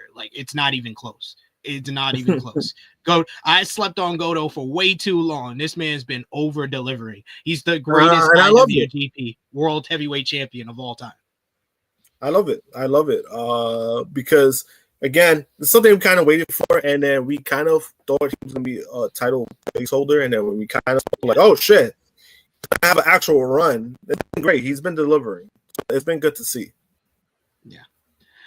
We got DePello says, need Mercedes to finally show her ruthless side on AEW TV when they mention her loss. Yeah, I need her to snap. I need her to crash out like she did last night. But DePello also sends another super chat donation. Thank you so much for the support. Don't always see you in the chat, but we appreciate you. You've been dropping some gems in the chat today, man. We need to see you every Saturday here. Thanks, good brother. Appreciate you. But yes, some good stuff from New Japan this weekend. And of course, we'll keep you updated on the New Japan Pro Wrestling Best of Super Juniors tournament as the tournament goes on here on the flagship. But to finish off in Japan, real quick, I wanted to bring up Marigold because they had their Rising Spirit show on May 4th, which was last Sunday, and it featured something that we talked about last week, which was Mayu Iwatani debuting in the company. She picked up a victory over Nanai Takahashi in a phenomenal main event that showcased why Mayu is the icon of Joshi wrestling. Not the Stardom icon no more. She's the icon of all Joshi wrestling. Post-match, Victoria Yuzuki came down to challenge Iwatani for her Marigold Superfly Championship. So we're going to see if Mayu can continue her run and her mission of being a Grand Slam champion in Marigold and in all of Joshi wrestling. But we're going to do something different this week, and we're going to go to the UK for the UK Indies because I was invited last week to Progress Wrestling Super Strong Style 16 tournament. I was there on Sunday. They also had a show on Monday for the bank holiday in the UK. Day one featured Rio beating Nina Samuels to save her Progress career and win the Progress Women's World Championship in a very good main event. Post-match, Rio announced the Women's Strong Style 16 tournament for next year. Michael Oku, Trent Seven, Leon Slater, Zozaya, Will Cruz, Charlie Sterling, Masa Kitamiya, and Man Like Darius all advanced to the next night for the quarterfinals and semifinals. Day two featured Luke Jacobs defeating Cara Noir in a splendid bout to retain the Progress Men's World Championship. Michael Oku beat Trent Seven in a very fun sprint. Leon Slater defeated Zozaya. Man Like Darius beat Masaki Tamiya. Charlie Sterling picked up a win over Will Cruz. For Oku, Slater, and Darius and Sterling to all move on to the semifinals, where Darius beat Sterling. Slater defeated Oku in an excellent encounter for the boisterous behavior duo to face off in the finals, and this was a fabulous bout. Man Like Darius defeating Leon Slater to win the Strong Style 16 tournament. Post-match, Darius had an emotional celebration with a hug with Slater and the fans carrying him throughout the Electric Ballroom. Go out of your way. It's available on Triller Plus. Really, really great show. That Monday show. I was at the Sunday show. Loved the energy in the Electric Ballroom. So won't be my last time going to Progress at the Electric Ballroom. You'll probably see me there if you're over in the UK.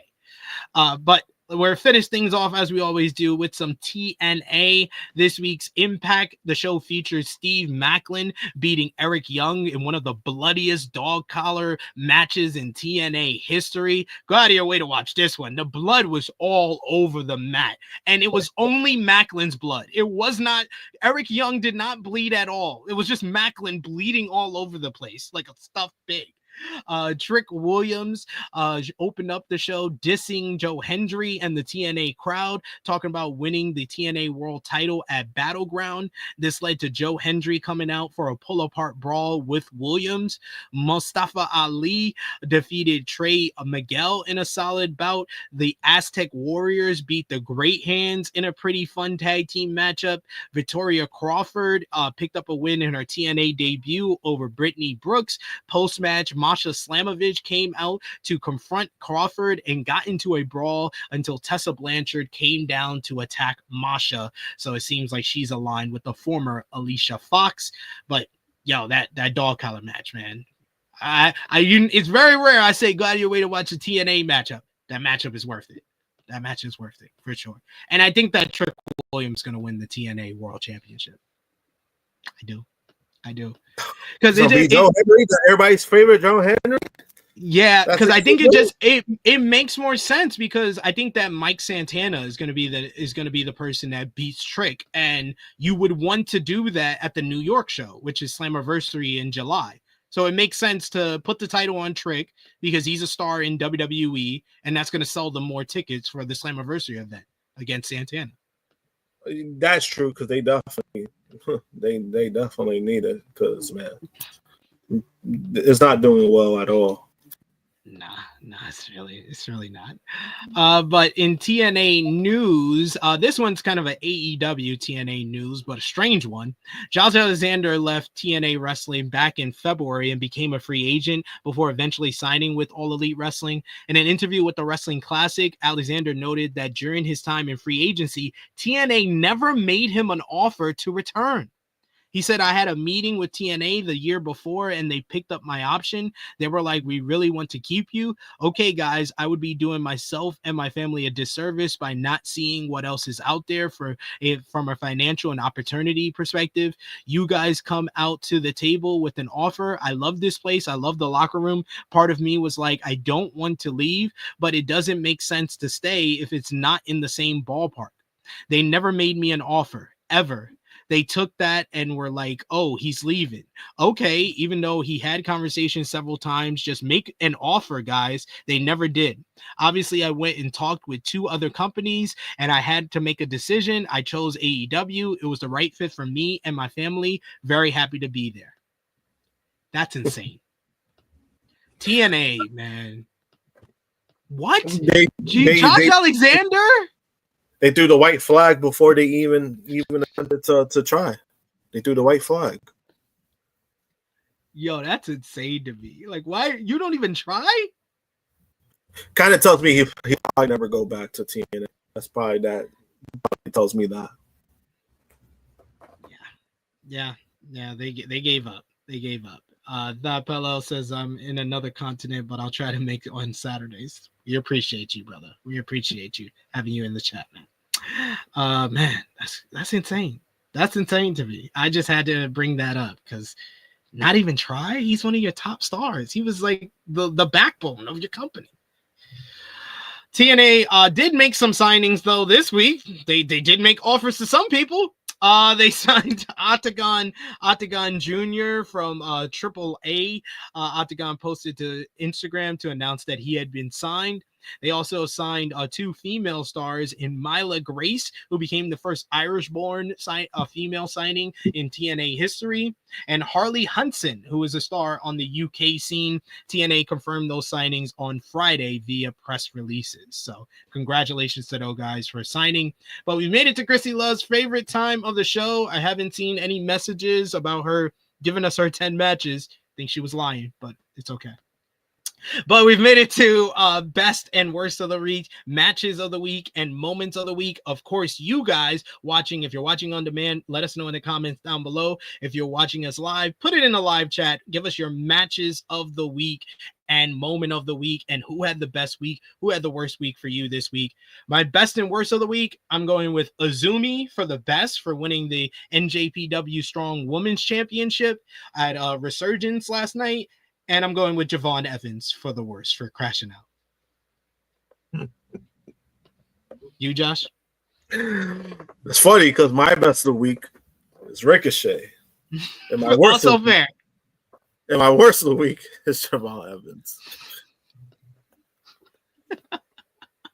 Also fair.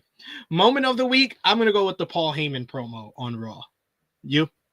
Moment of the week for me, I'm gonna go with the Page and Ospreay promo. Okay. And matches of the week, I got 15, but I'm gonna go fast. I got honorable mentions as well. Statlander and Willow from Collision, Speedball and Jurlistico from Collision, and Leon Slater versus Oku from Super Strong Style 16 from Progress. Number 15, FTR versus Paragon, 2 out of 3 falls from Collision. 14, Macklin and EY, the dog collar match from Impact. 13, EO and Roxanne from Raw. What's that? Yeah, 13. 12, Seth versus Jay from Raw. 11, Jacobs versus Noir from Super Strong Style 16. Number 10, Man Like DeReese versus Leon Slater from Super Strong Style 16. Number 9, Daniel Garcia versus Dax Hardwood from Collision. Number 8, Jordynne Grace versus Giulia from NXT. Number 7, Takeshita versus ELP from Resurgence. Number 6, Rick Elite versus Swerve, Speedball, and Briscoe from Dynamite. Number 5, Azumi versus Mina Shirakawa versus Mercedes from Resurgence last night. Number 4, Desperado versus Teton from Best of Super Juniors this morning. Number 3, Tsuji versus Uemura from Dontaku last Sunday. Goto versus Callum Newman is number 2 from Dontaku. And number 1, Mayu Iwatani's debut from Miracle versus Nanae Takahashi. What you got, Josh? Number 3, I got Jim versus Seth from Monday Night Raw. Number 2, I got Willow versus Statlander from Collision. I know a lot of people weren't happy with the finish, but I thought it was pretty cool, and it just adds on to the Statlander and Willow stuff that we're going to see more of. And number 1, I'm gonna go with the Trails match from Dynamite. Ricochet and the Bucks versus yep, that was a fun matchup. If I didn't watch New Japan or Japanese wrestling, that would have been my number 1 this week. That was an awesome. I've been loving these party matches every week. They've been killing it, especially the Bucks. Put Ricochet in the Elite. It just makes sense. He's a better fit for the Elite than Jack Perry ever was. It's true. It's not even funny. Oh, Krssi Love has 8, guys. So this is her 8. Giulia versus Jordynne Grace from NXT. Roxanne versus EO from Raw. Jay versus Seth from Raw. Willow versus Chris from Collision. Tony versus Penelope versus Anna Jay versus Thunder Rosa from Dynamite. Ricochet and the Bucks versus Swerve, Speedball, and Briscoe from Dynamite. Street Profits versus Fraxium from SmackDown. Brody King versus Josh Alexander from Collision. There you go. See, so she can come back and she could see I did read out her picks. We got Davion, who said best of the week, Adam Page. Worst of the week, Young OG. Safet gave the Young OG worst of the week. We got Darius, who said moment of the week, Charlotte's walkout. What? Davion says that sounds pretty personal. That just sounds personal. Match of the week, Giulia versus Jordynne Grace. Power Driver finishers went number 1, Stat and Willow. Number 2, Roxanne and EO. Number 3, Azumi, Mercedes, and Mina. This was a great week for women's wrestling. Women's wrestling has been awesome. We were looking for you, Vala. Where the hell you been? Where the hell you been? We've been asking about. We asked about you earlier in the show, good brother. Go back and watch. Watch from the beginning. It's okay. It's all right. We're looking for you. We're hoping you're doing okay, brother. We love you. We love you over here.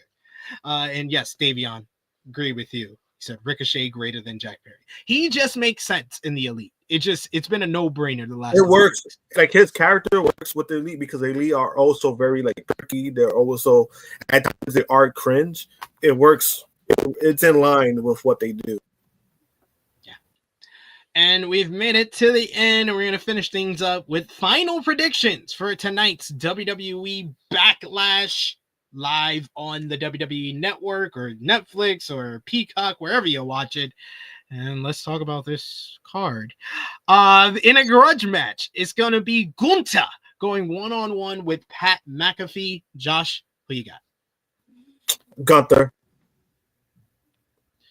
Yeah, Gunther. Over under 10 minutes.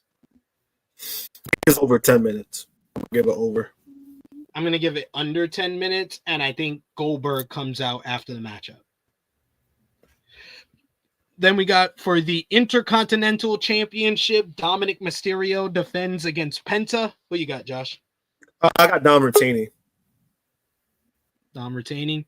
Then we got for the United States Championship. I got Dom retaining as well. For the United States Championship, Jacob Fatu defends in a 4-way against LA Knight, Drew McIntyre, and Damian Priest. I got Jacob Fatu retaining. I got Jacob retaining.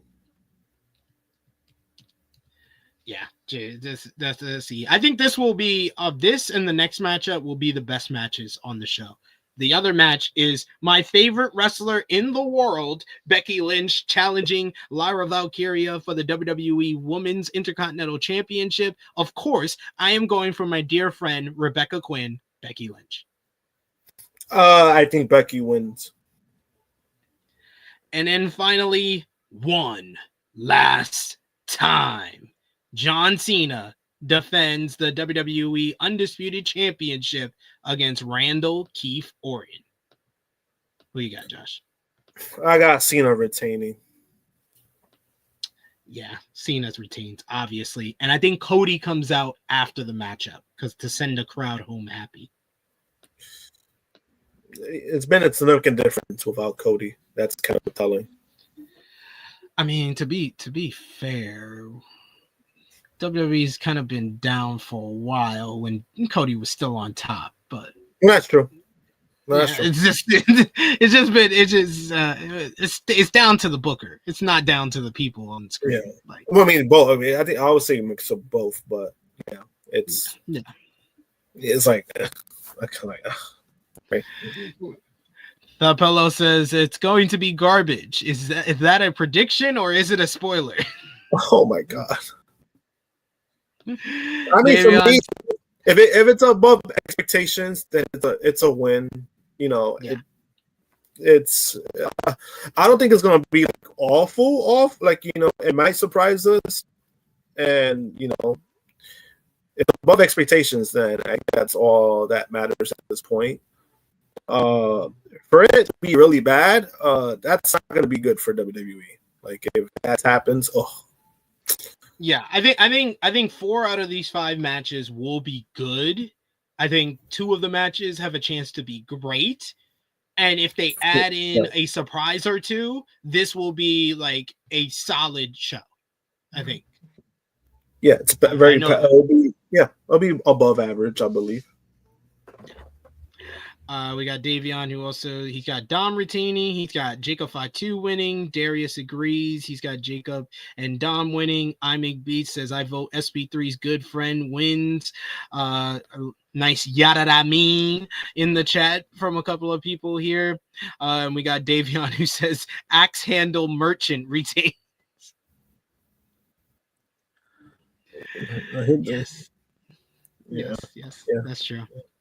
And Valab, since he's in the chat now, he said, I said it yesterday, Backlash is going to bore me away, but I got Best of Super Juniors to keep me happy. Yes, watch Best of Super Juniors tomorrow morning to wash your, it's like a palate cleanser after tonight's show. He says, there will always be wrestling that will make me happy. There you go. And yes, I agree with Davion. Last year's Backlash card blows this one out the water. Last year's Backlash card had the awesome tag team match with Solo and Tama Tonga versus Kevin Owens and Randy Orton, that street fight, which was great. And that was the first crowd to sing Randy Orton's theme. Had a really damn good Bayley and Tiffany Stratton and Naomi triple threat. And then the main event was one of the matches of the year for WWE with Cody and AJ. No, I agree. And that's why I think this, because even the fact, like, you know, Gunther and Pat McAfee, like we said, they had like good exchanges, but it's like, do I really want to see another Pat McAfee match? Not really, and I don't really have real interest in that. Yeah. I think the promo work has been exceptional, and they've really had the best build to the show, but I'm not interested in seeing the match too much. That fellow adds, Gunther should win. If Goldberg interferes, I'll be mad. I think we all will. Dom should win. Jacob should win. Lyra should win and tell her the truth about always being a Sasha fan. I will not be watching the main event. I respect that last part. I don't respect you not rooting for Rebecca Quinn, my good friend. She shouted me out. I am the Sports Illustrated she was referring to. So we need to all root for Becky Lynch. That is the rule of thumb. Appreciate you, Josh, as always, joining me here and always being I love the comment Davion said earlier in the chat. He says, shout out to Josh for always giving the unfiltered truth. Even though you ripped him apart earlier in the show, he gave you love at the end. So I love that. Love how we come full circle. He better have. That's all I'm saying. He said, and I quote, Josh is always one of the best parts of THH. He's going to tell you how it is unfiltered and non-biased. There you go. Oh, I think that was probably because of the AAA stuff. Fair. But yes, Josh, let everybody know where they can follow you on social media and when they will see you again.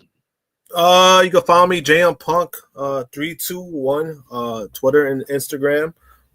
I've been saying some crazy stuff on Twitter lately. Not that crazy, but my stuff has been blowing up out of nowhere, which I'm just like, what the fuck is going on? But I'll probably be back tomorrow for the review. I got no plans, so I'm most likely going to be on for the review tomorrow. Bet. So I won't be doing it alone. I'm happy to hear that.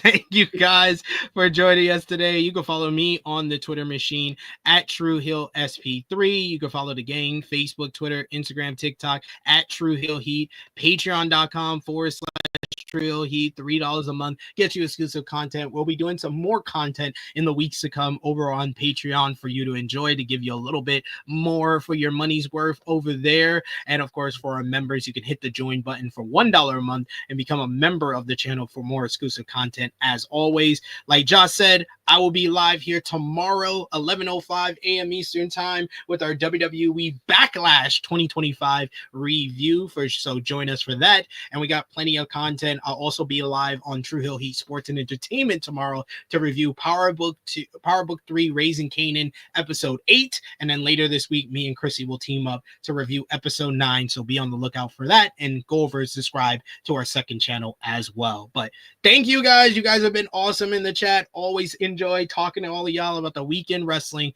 But for Miss Krssi Love, for the True Jaw Josh, it is me, your Tru Heel Phenom SP3. This has been Tru Heel Heat 328. Never too young to crash out. We are signing off until next time.